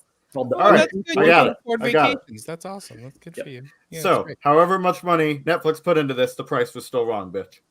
There you go. There it is. You did there, sir, and it was worth the wait. It was worth it. I would prefer the next 50 dates so that we could see Sean Astin in a mesh tank top again. Yes. But I mean, sure. Happy Gilmore. And again, Sean loves that shirt. Absolutely. We heard it from the horse's mouth. Yeah. All right, ladies and gentlemen, let's move on to the next story here. We're turning into the Golf Channel news. Timothy Oliphant from Santa Clarita has joined the cast of Owen Wilson's untitled golf golf-centered comedy series at Apple TV Plus. More golf. Is this what we need? The show was picked up for 10 episodes at Apple TV in March. Wilson will star alongside fellow cast members Peter Dager, Mark Maron, great comic, Mariana Trevino, Lily Kay, and Judy Greer Oliphant will appear in a guest role. Per the official logline, let's see. The series follows Bryce Cahill, an over-the-hill ex-pro golfer whose career was derailed prematurely 20 years ago after he gets fired from his job at an Indiana sporting goods store and his wife walks out on him. Oh, that's sad. Price hedges his bets entirely on a troubled 17-year-old golf phenom. Oh, interesting. Apple TV Plus. Also, ladies and gentlemen, that was a Synopsis. I should It have was put an untitled Opsis golf comedy synopsis. So is this like a combination of like Tin Cup and The Legend of Bagger Vance or whatever? Like are they combining? No, you know what this is? This is Loki season 3. plus mixing in some Karate Kid. This is where he was goes. GB Cooper. This is where he goes. Remember, he said he was going to go find one of those lives. This is what he did. This is it. I'm convinced. Wow. Apple TV Plus. I'm on board with it though because I can never get enough Timothy Oliphant. I love him. I even all the way back to Hitman. That movie was terrible. He was still awesome. I love him in everything. Justified. He was fantastic. He's such an underrated actor. But I don't have Apple TV because I don't know if it's worth it.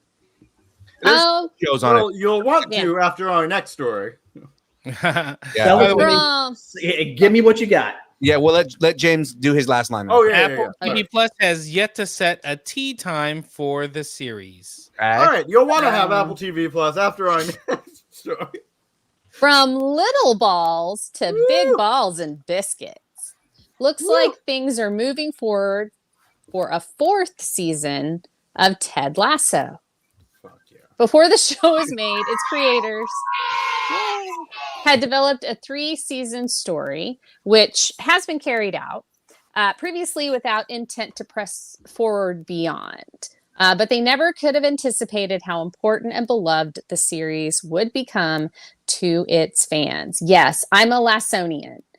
In a major step toward the long-awaited 4th season of Apple TV's hugely popular soccer comedy, the series studio Warner Brothers Television has picked up the options on the 3 original cast members who had been contracted under the aegis of the UK Acting Union Equity.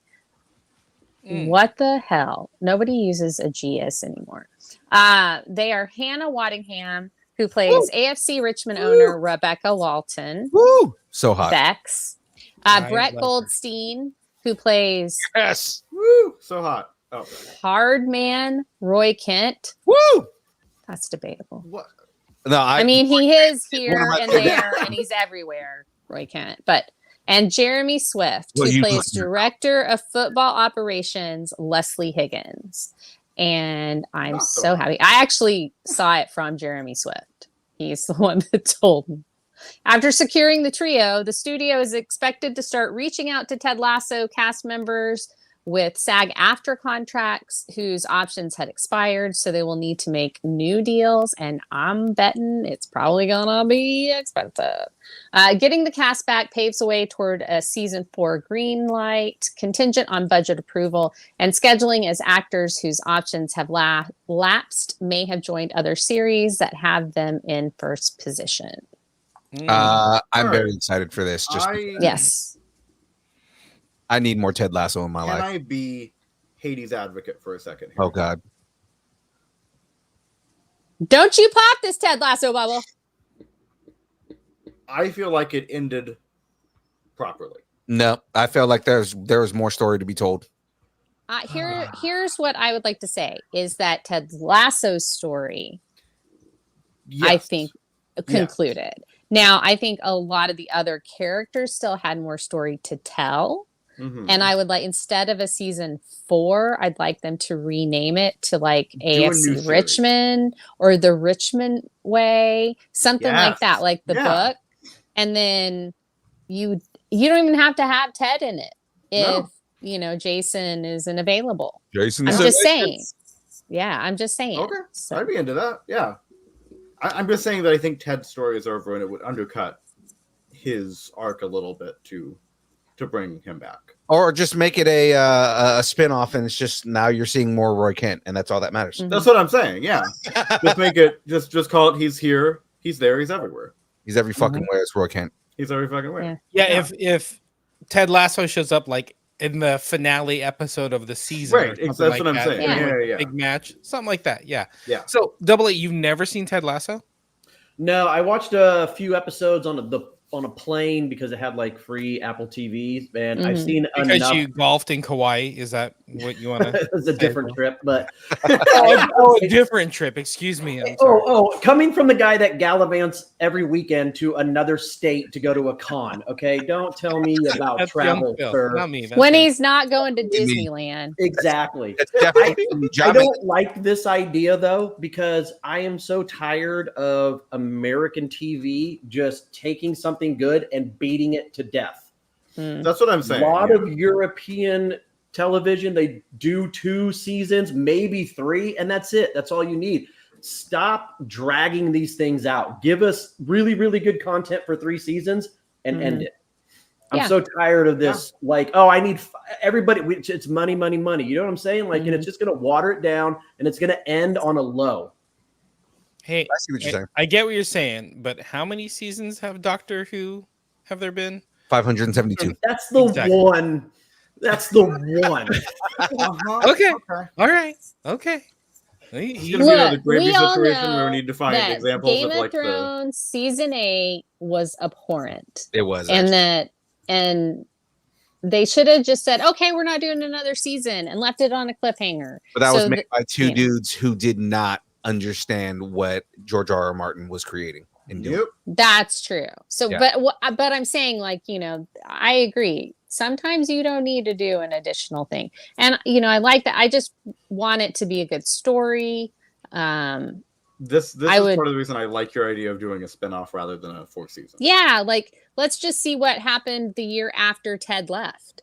Yeah, and like do like how a 1 season thing. The changes. You could do limited series. It'll win an Emmy. Exactly. Limited series. This is my pitch. You know how they do like Tales of the Jedi, Tales of the Empire, or whatever? Tales of Lasso. Ooh. Kind of. Where every episode of the like limited series is a different character. Oh, I like that too. Like an anthology thing. That'd be cool. Exactly. But we are kind of lingering on this one a little bit too long. Anyway, so next story here. So let's move on to the next here. Oh, I reckon it's time to head out west for some more news. That was so bad. That was terrible. Pilgrim. Matthew Fox from Lost and Speed Racer. I forgot I was in Speed Racer. Is set to star opposite Michelle Pfeiffer in Taylor Sheridan's Yellowstone spinoff, The Madison.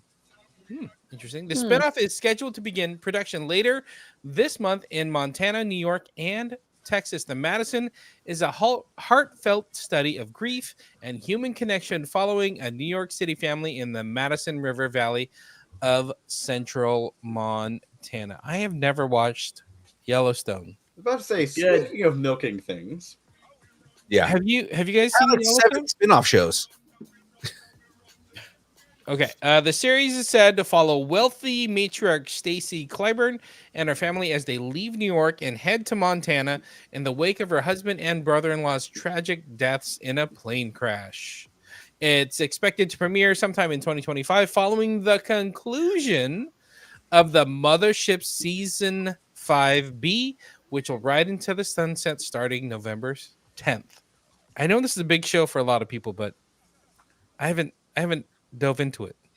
I'm not a Western Not interested. fan. I am not interested like one bit. I was not interested at all. And then 2 years ago, they do every year like the marathon for like New Year between like Christmas and New Year's. and the doctor and I were sitting here and we're like, dude, there's nothing on. We're like, you know what? Screw it. Let's watch it. So we put it on, and I'm telling you, it's actually pretty goddamn good. I'm not going to lie. And I'm not a huge Western fan. And I was like, dude, sucked into this show. It could have already ended, and they very well could have done it in 4 seasons. I get why they're going that extra season, but holy crap, it's good. But again, it's Taylor Sheridan. He's fantastic. I mean, look at Sicario, right? Look at Hell or High Water. Like, he is fantastic. I just think he's got too many, like, irons in the fire. And can he give this his full undivided attention and make it as good as Yellowstone? Yeah, with 17 other spinoffs that are happening. He's got 1923. He's got like 1899, and then he's like working on some other movie. And you're like, dude, just commit to one for now. Yeah. Right. It's like The Walking Dead, where there's like unending spinoffs of the show. Well, but I mean, Kirkman was doing The Walking Dead, all the other stuff, then Invincible, and like something else along the way, and trying to make a movie. Yeah, I don't know. They all need to just take some more ADHD medicine. Definitely. All right, well, guys, any other comments on this before we move on to the next story? Nope. I have no comment.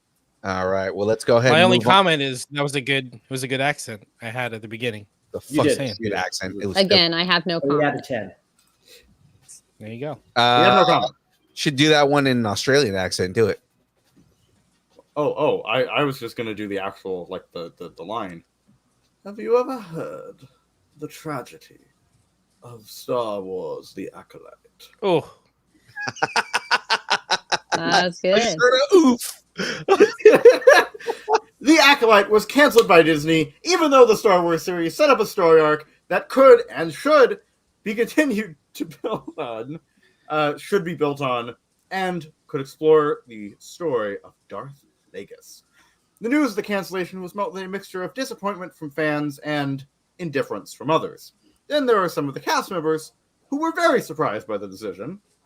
According to Hollywood insiders, The Acolyte was canceled because it simply didn't have the viewership Disney would want to keep pumping money into the show. Fun fact, the Insider also said the rumor regarding Keanu Reeves originally being up for a role in the series was true. He was Leslie Headland's first choice to play Jedi Master Soul.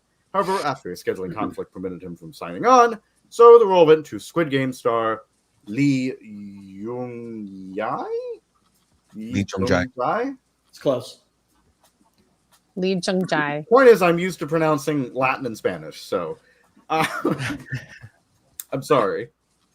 Reeves may still show up in a Star Wars project at some point, as Lucasfilm says, and you, young Keanu, we will watch your career with great interest. Oh my God. This was originally supposed to be the Matrix in Star Wars. Yes. Yeah. I am still banking on Revan. I really want him to be Revan. That'd be However, I told this to Mom, too, that I Yeah. have some thoughts about that. I'm going to go through them very, very, very, very, very quickly. I don't think Revan, we should confirm the gender of Revan, because I feel like that was kind of a issue in Legends. Let's keep Revan ambiguous, at least for the first beginning, or like for the first part of it.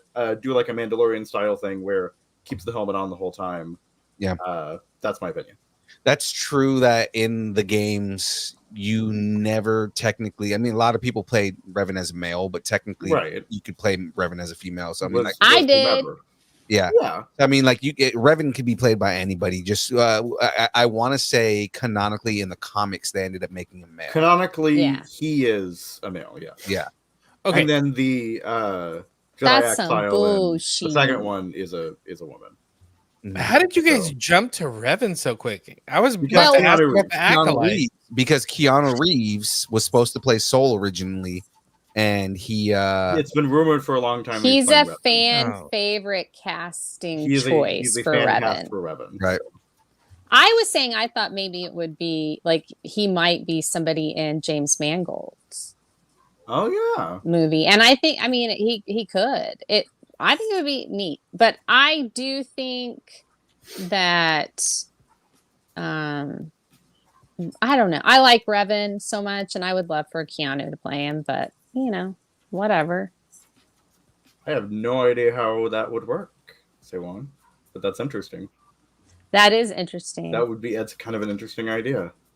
So like sounds different. I don't know. Did we ever talk about? I mean, we got a big little panel here. So Acolyte getting canceled. Thoughts?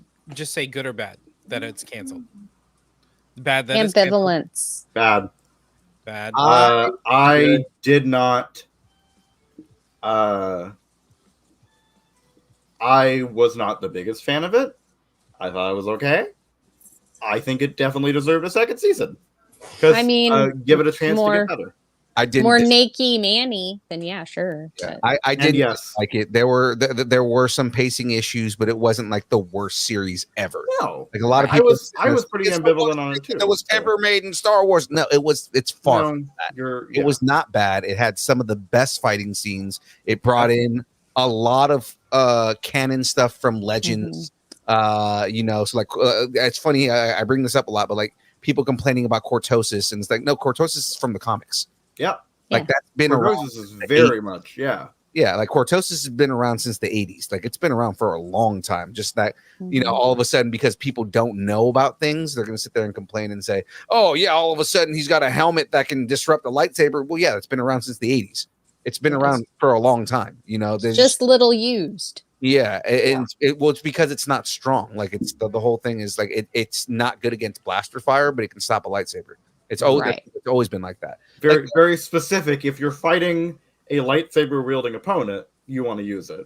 But, right. Because it can disrupt the kyber crystal is what it does. It's not so much the laser as it is the crystal itself.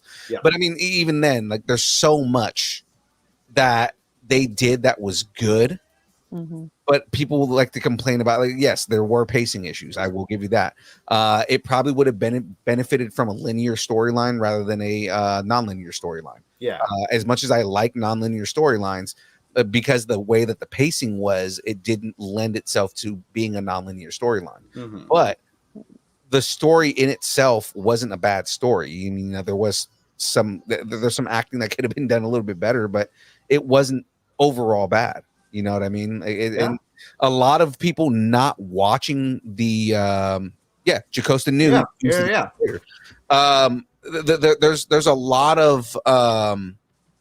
There's a lot of Disney Plus canceled it because not very many people watch the show, and a lot of that is because of review bombing. There were a lot of people who review bombed it and were like, "We don't want anybody to watch this show," and people believe the BS on it.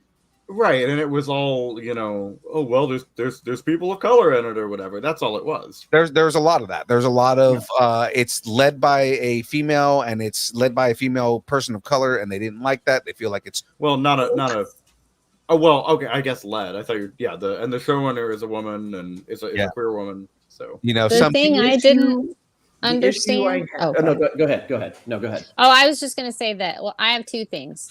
I feel like it was commitment issues. Either they didn't commit hard enough or they committed too hard to things. And I think that messed with the story. And the main one is at the end of it, I wasn't really sure whose story it was and what the mystery was supposed to be.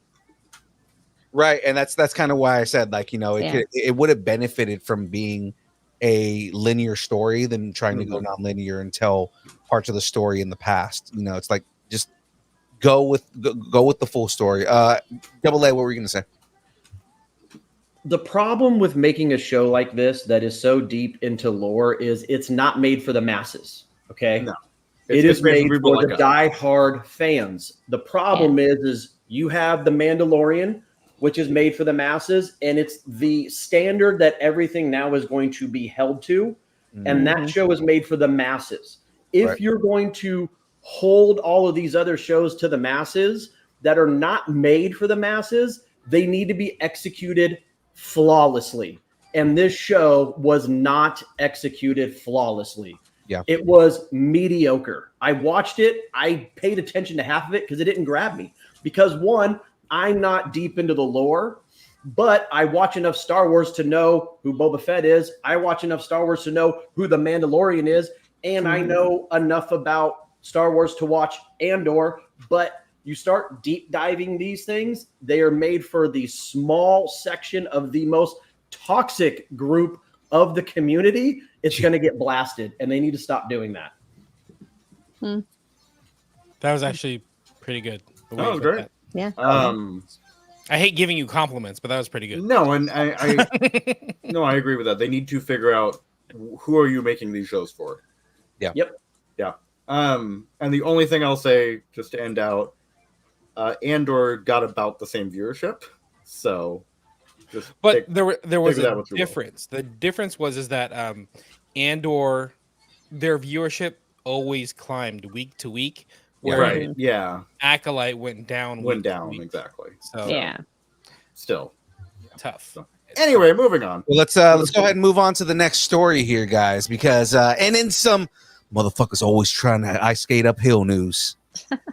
Fucking love that line. That's such a good line, and it was ad-libbed. It's what makes it so good. Ryan Reynolds is continuing to express his excitement over Wesley Snipes' Blade and campaigning for the actor to get a fourth Blade movie, which he previously said should be a Logan-like send-off. When recently talking about Snipes' return to Blade, Reynolds said, "The reaction when @real Wesley Snipes enters a movie is the most intense thing I've heard in a theater. People screaming with uninhibited joy, and love is always a sound of legacy." Reynolds went on to add, "More Blade, please. #Daywalker." I am 100% behind this. I think he's billionaire drunk. Because he made $1 billion off of Deadpool and Wolverine. Yes, I think Ryan Reynolds is billionaire drunk. I do. I think he is. I really do feel like they should do a movie that ends the like we finally get a ending to Wesley Snipes' Blade. Yeah. Like a proper send off for Blade, and we can segue into Mahershala Ali. Right. I've seen people say online, like, do a multiverse movie that's MCU adjacent, something that's in the MCU, and have Blade mentor Mahershala Ali's version. I like that idea. Yeah. Could they make Mahershala Ali's version British again then?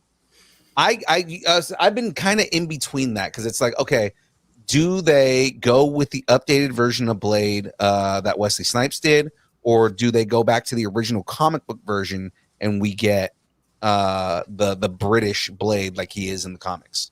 Yeah. But the thing is that sometimes the updates are perfect for what they are. It's the same thing with Rocket Raccoon. Rocket Raccoon is supposed to be Cockney, and yeah, that's true. And they made him basically like a little asshole from Brooklyn, and he's great. Yeah. I think something's going on. I don't think Feige or Marvel or Disney would be okay with Ryan Reynolds throwing out a tweet or whatever social media post about this without there being some kind of like, all right, let's entertain this. Let's see what's going to happen.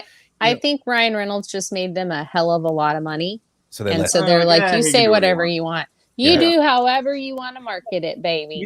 I see both sides of that, because James, you got a point. Like, they wouldn't want him, and he wouldn't want to mess up any contract he has. But you make a good point. He just made him a lot of money, and they could be like, you know what? Throw that out there, and based off of the reaction, we'll make a decision on if we should do this or not. Right. Mm-hmm. So, point is, Disney, yes, you should do this. Yeah. Well, I mean, because again, some of the biggest pops in the theater were one, Blade, when Blade shows up, and then 10 seconds later when we get Gambit. Yep. That was what I was excited about. Yeah. And I had been telling people for a while on this show, I had been predicting it, that he is going to be in this movie. He is going Tatum is going to be in the movie. He's going to be Gambit, and he's going to knock it out of the park. And he did. Yeah. Right? No, I agree. I'm just saying, then give me a Gambit movie. Let's do the Gambit movie. I definitely want to see the deleted. Yeah. Did you see the deleted scene that Ryan Reynolds put out today? Well, no, on one of the monitors. was that he was in the anyway. And Yeah, yeah, so- there was a scene that was cut, but it's really like an end credit scene where they show Gambit walking through the carnage of all the dead, people that were helping Cassandra Nova. Mhm. Mhm. And then he turns around and looks, and you see in his eyes The sparkle circle. Yeah, you see a portal open up, and he just kind of smirks. God, Yeah. I need more of him as Gambit. I think he's gonna be. I think they're taking him to the X-Men universe. Yeah. And he's gonna team up with Photon, and they're gonna make their way back to.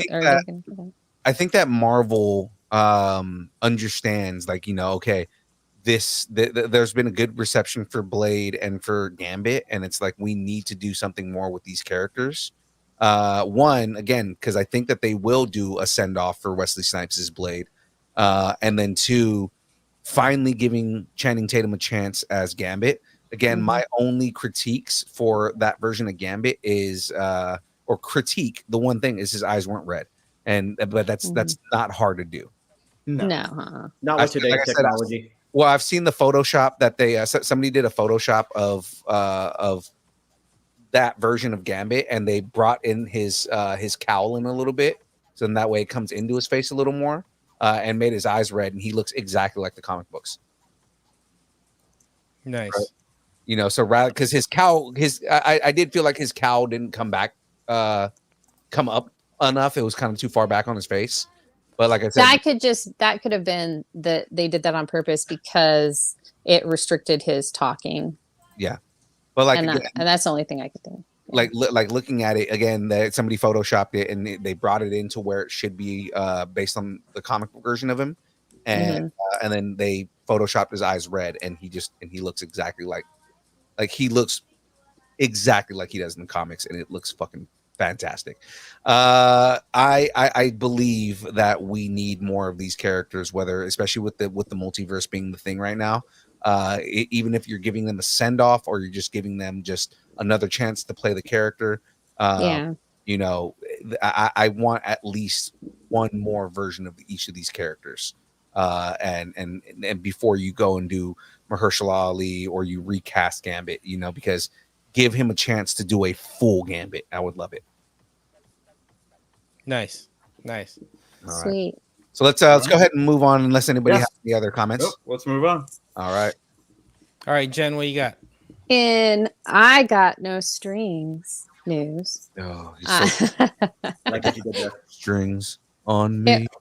It was announced that actor James Spader would be returning to Marvel to play Ultron in the upcoming Vision series.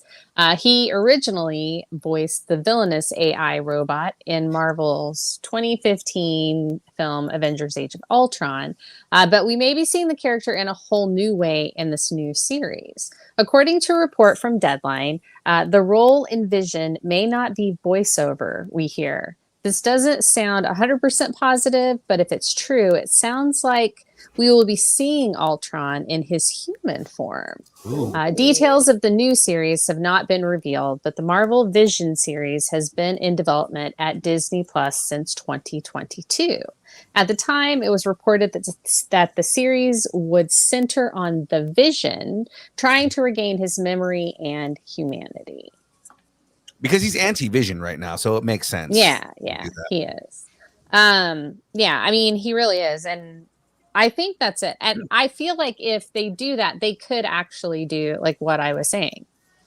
Because if he's trying to regain his memory and his humanity, and then it's like it's all in his head, he creates the synthesoid family and he envisions Ultron as human.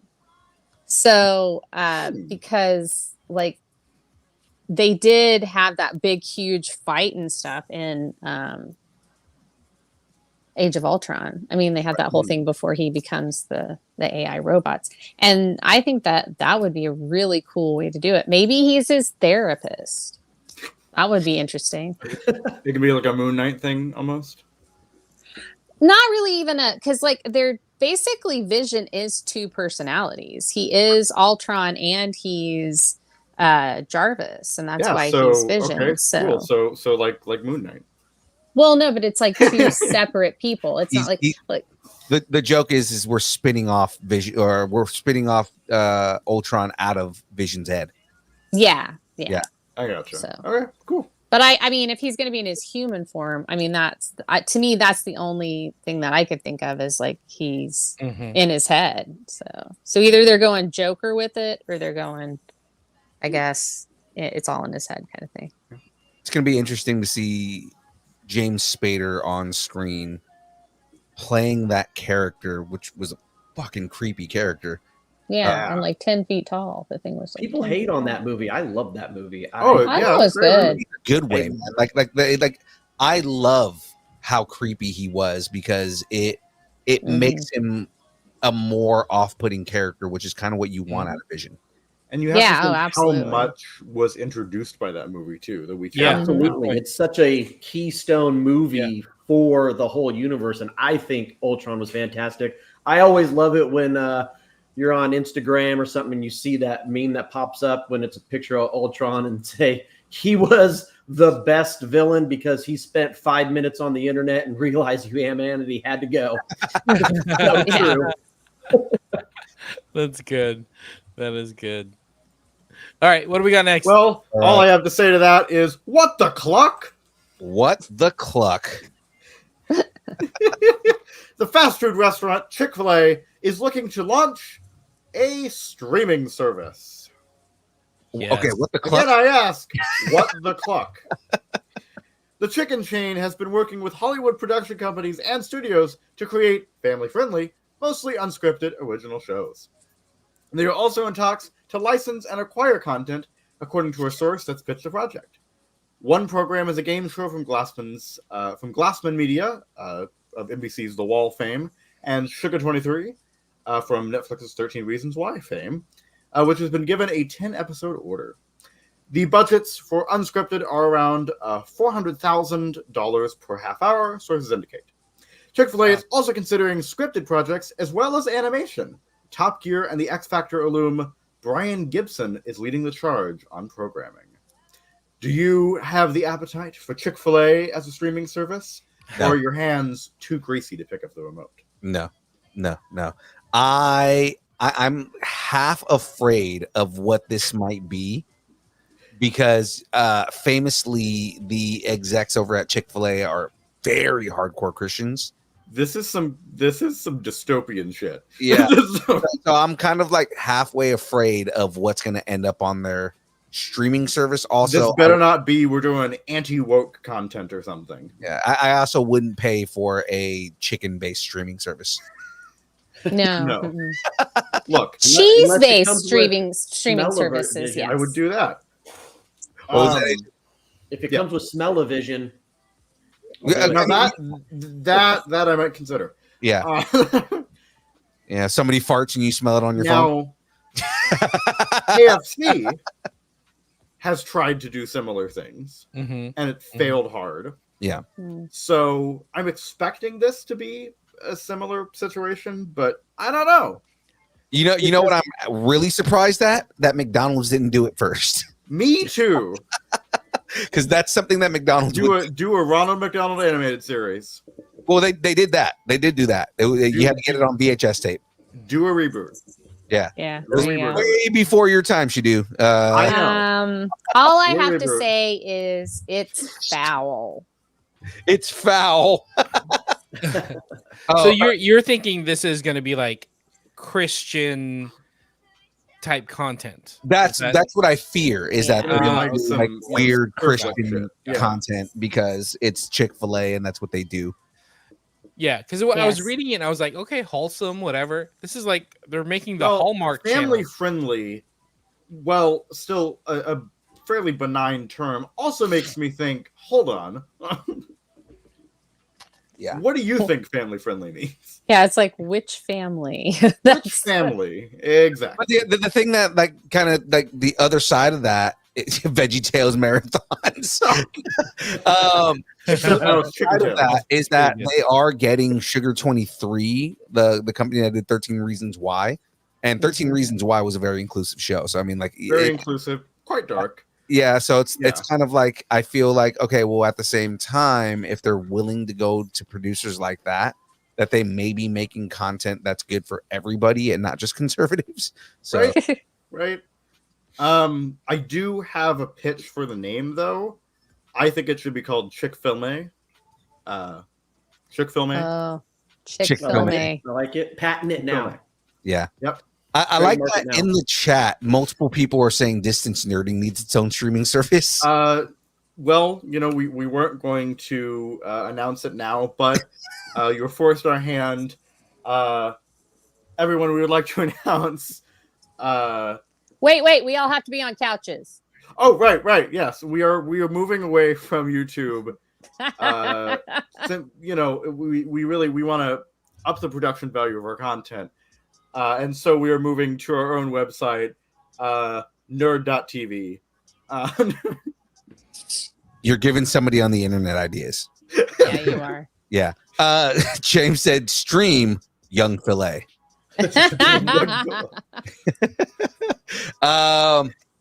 You know, like you're gonna have a all car episode, like all car show with Agent AA. Yeah.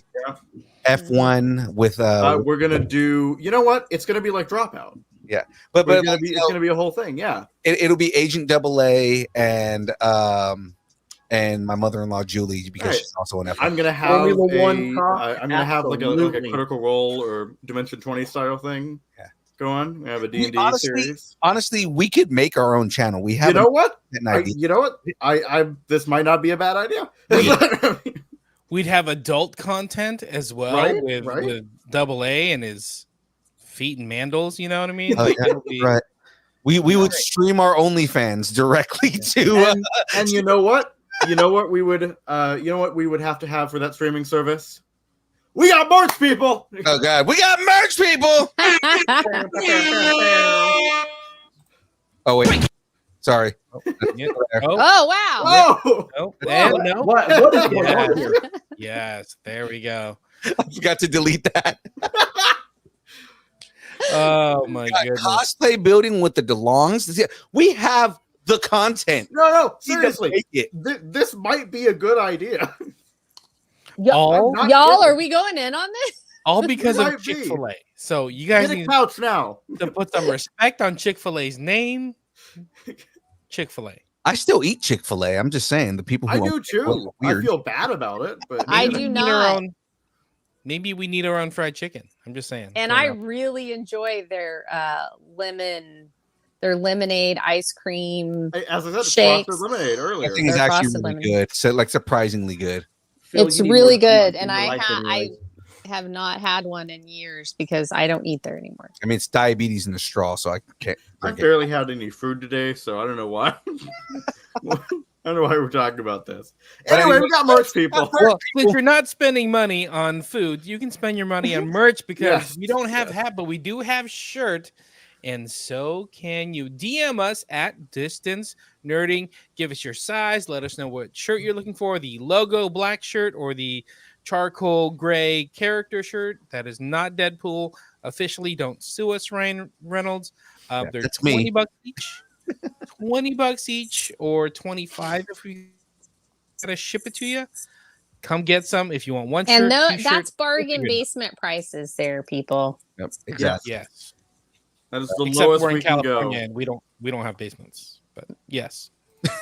It is bargain San Andreas fault. People. Okay. We'll go with that. All right. Well, ladies and gentlemen, let's talk schedules here. Mondays, game streams on Twitch. You can be in the chat with Agent AA talking all the smack. I'm the only one. Between you and Graveyard, because there's people that show up in the chat, but you guys are the only ones that actually use the AI, and it's hilarious because I think everybody's afraid to. James shows up occasionally. He does. Come on, man. See, I want to say the funniest AI thing that goes in there is when Graveyard pitches movies to AI. Nick Cage. Nick Cage. Nick Cage. Yeah, and AI Nick Cage will come up with the weirdest movies. Right? Great. But it's so Nick Cage. Like everything about this AI and the delivery is very Nick Cage. He just like starts kind of like randomly like soft screaming. I think that's what Nick Cage does. He's soft screaming, right? So, we're gonna watch this movie, and this movie is gonna have all the crazy things in it. Like he can stop yelling. It's like the softest voice, but he's screaming at the top of his lungs at the same time. Weird. But yes, Mondays game streams from 8 to 12. Currently playing Mad Max. I am going to try and The game that never ends. no, I'm on the last mission right now. So Okay. Jesus. the whole thing is playing it for a year. I know, right? It is because it warns you that if you play the last mission, you can't do anything else, right? So it's like one of those things. So I'm like I said, I'm gonna try and max my car out. See what I did there? Max my car out. I'm gonna try and max out my car because it says that you need to have all. Like, it suggests that you max out your weapons. So I'm trying to max everything out on the car, so in that way it's easier. It's like Mass Effect 2. I gotcha. Right. Yeah, it really is. Yeah. Yep. And beat the game because Monday I'm probably going to do that last mission and then we're going to start Star Wars Outlaws. Not gotten good reviews. Well, I already bought it. Might as well play it. All right. Yeah. Well, you have to sort out, are those reviews legitimate or are they? It's true. I kind of would rather play the game myself to figure it out. Plus, exactly. Then you can actually see. Are they people who are just hating on Ubisoft or on we have a female protagonist, whatever. Right. Now, the other thing is I'm really just playing that game to kill time until Epic Mickey comes out next month. So, because they're re-releasing Epic Mickey on Xbox Series X, and I think that's amazing. So with that right there, now Tuesdays, the show you're watching right now, the download from 6:30 to 8:30. We're actually not that far off. We're not like super late. And then Thursdays, the build from 6 to 8 this week. Agent AA is going to be on the build again, so you're getting a double dose of Agent AA this week. But we are also going to be interviewing Joey Gaynor. He is a comedian, as well as somebody who is related to famous wrestlers. Interesting. Specifically, he is the cousin of Adrian Adonis. So we maybe speculate. We may speculate on the death of Adrian Adonis in the chat. Yeah, I know, right? But we're gonna have him on this week. I'm currently building the Concorde jet, so that's gonna be fun going through that. I got through 10 bags in 2 weeks, so we're moving through this thing pretty quickly. So there's that right there, and that's our schedule for the week. Of course, for anybody who has been paying attention, we have been releasing daily episodes of Comic Conversation, and right now we're re-releasing some of the older episodes, but as of next week, we'll be back on track to releasing all the new episodes. So be on. So much fun. I love having a Comic Conversation every morning. Mm-hmm. It makes my heart warm. Plus, it's nice to go back and hear all these interviews. Like I listened to the one from Matt Aguilar, the one that just came out today. Yeah. And it's such a good conversation, with Matt Aguilar from Comic Book Nation, somebody who's like a journalist doing what we do, but getting paid for it. Like, oh my God. So good. So good. He does what we do, but better. Exactly. And yeah, to do it. He goes on less tangents than we do. Hey, I'm sorry. Okay, it's fine. And the Sean Astin one was really good too. I really liked your conversation with him. His stories. I loved how he answered a question. It was never like a direct answer. It was a story being told to get you to an answer or get you to a joke. Yeah, yeah, so funny. Yeah. My favorite thing, like, and this is just a preview for everybody out there, but my favorite thing that he did was when we asked him, what was that moment where you said, "Oh, I made it," and he tells like 4 stories because Yeah. he tells a story, and then at the end of the story, well, that wasn't it. So let's move on to this one. And like, Yeah, I mean, like each time it's like, yeah, oh, he tells a Goonie this story. movie, okay. Yeah, he tells a Goonie story. Then he tells a Rudy story. Then he Mhm. tells a Lord of the Rings story, and it was just like the way that he goes about it is like, well, that wasn't it. And then this happened, and that wasn't it. That Yeah. was the moment that I knew I was famous. It was cool when he talked about his mom. That was really fun. I mean, not fun, but it was nice, and I think I liked how he answered that Frodo was the hero, and I was like, but Sam stayed, and like he went into this whole long thing about that, and I just thought that was really neat. Yeah, that's my Sean Astin moment. Unfortunately, that wasn't in the episode because I was in that moment where. Good. Then it's just mine and Sean. Yeah, because my computer ran out of memory in the middle of the interview. So. Well, we were like live streaming the whole thing. I mean, it wasn't like we had a lot going on that weekend. Yeah. So, with that being said, guys, schedule is up now. Let's get into these pluggables because I need everybody to plug themselves here. SHDU, I'm going to have you plug both you and your mother. So. Yes. All right. So Thank goodness you're back. I am SHDU Studios on YouTube and on Instagram. I do short films, music, world building, TTRPGs, and other nerdy stuff. I am also on Frey's channel. We have a little series called Classified, where we take your favorite pop culture characters and place them into their respective D&D classes. Journals of the Peoples will be the series to replace Journals of Classes. In this series, we'll go over the different peoples or species that inhabit the worlds of D&D. In the meantime, we are in the process of filming Season 2 of Classified. I am also in the distance learning sphere, as you can see. I am on the download on Tuesdays, the very show you're watching right now, the build on Thursdays, and I am on Cairo Cave Productions for the Saturday Morning Nerd Out, maybe, I don't know, and the New Order, which again will be coming out at some point soon. All right. Jen. What SHDU said. All right. Hi. What he said. Agent AA, give us your pluggable, sir. Any plugs you have? I got nothing, man. I'm 46 years old. He's that's his pluggable. I have Instagram. That's it. You have a mortgage. That's it. Yeah, he got also no. Add me on Instagram, Agent AA. What time are you done on Thursday with your special guest? I will hop on after that. I will text the entire family because I know they always like it when I get to come on. So I'll get people from Florida to join in Arizona. Yeah. We'll get them all. But what time would you like me to come on, sir? I'll fix my lighting so I don't look so white because I'm actually really tan and it's really pale in here. I would not have guessed that. Okay. I know, right? You are kind of monochromatic. Although you look a little pink, so that's Yeah. But you're slightly angry. Ish. Yeah, 7-ish, sir. Okay. All right. All right. Jahmez, you got anything to say before we jump out?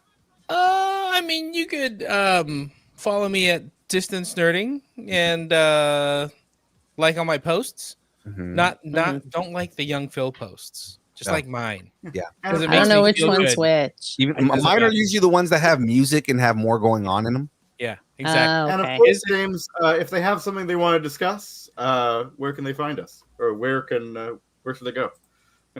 Well, we're not at that part, but if you want to discuss, tell us what you're nerding out and we were doing pluggables. I was transitioning into the next portion. Well, Phil would have to say something. No, Phil's last. Phil hasn't done anything yet. Oh no. We don't care about that. I have a question. A question from the crowd. I have a question. When somebody, mainly me, sends you something in Instagram, who checks it? It's usually me. That's what I thought. Yeah. That's what I thought. No. It goes, I check it. I flag it as unread. It sits for 3 days, and then I go, hey, young Phil, AA has a message for you. And he goes, oh, okay. And then he looks at it.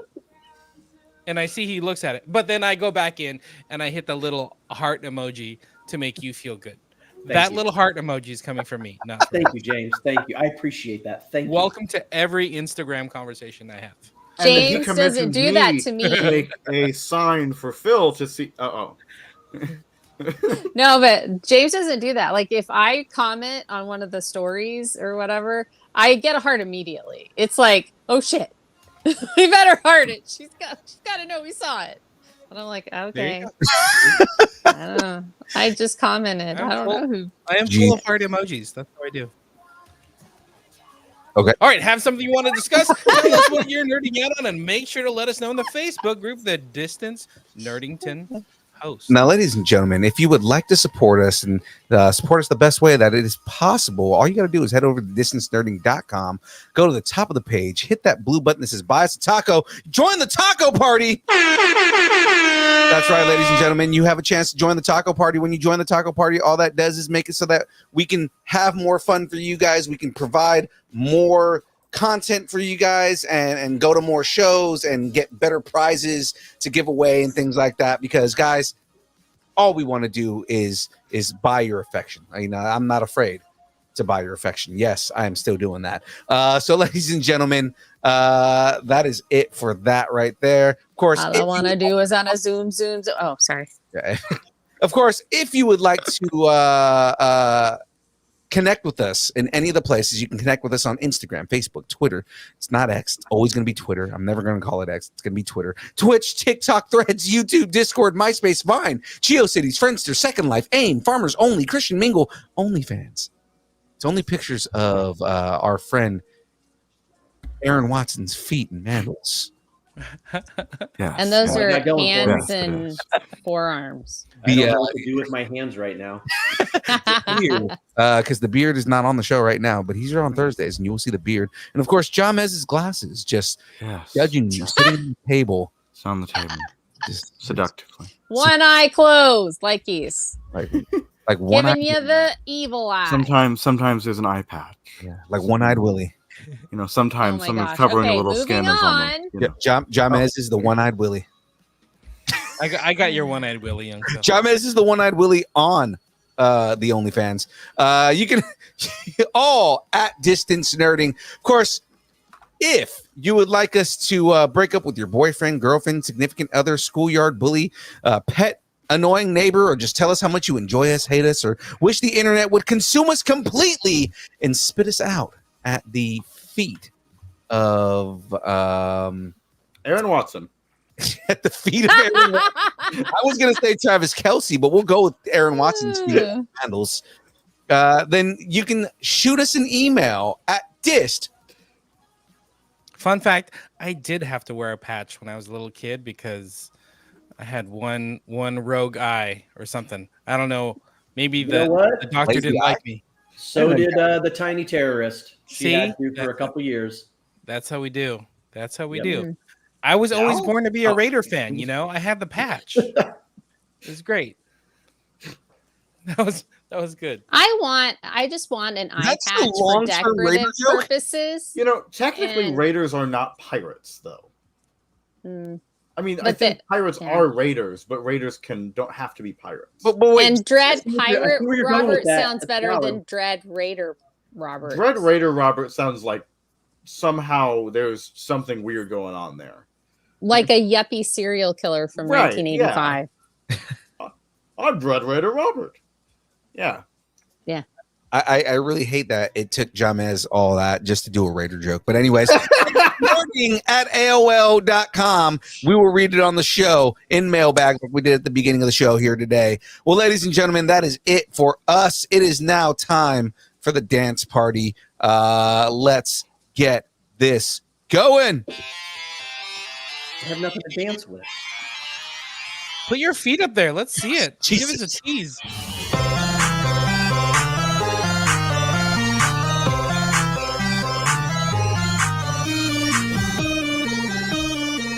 Mary Poppins, y'all. God. The Raiders. Distance nerding.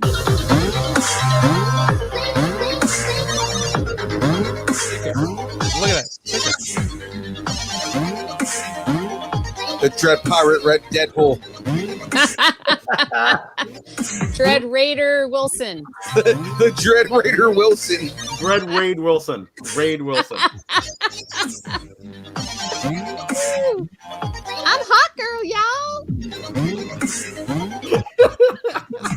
Talk to a girl. All right.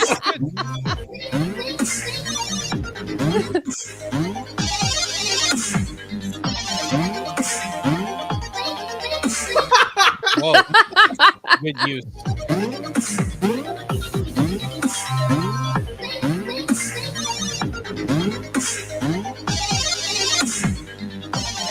Thanks, and keep nerding together. We'll see everybody on Thursday. Bye, everybody.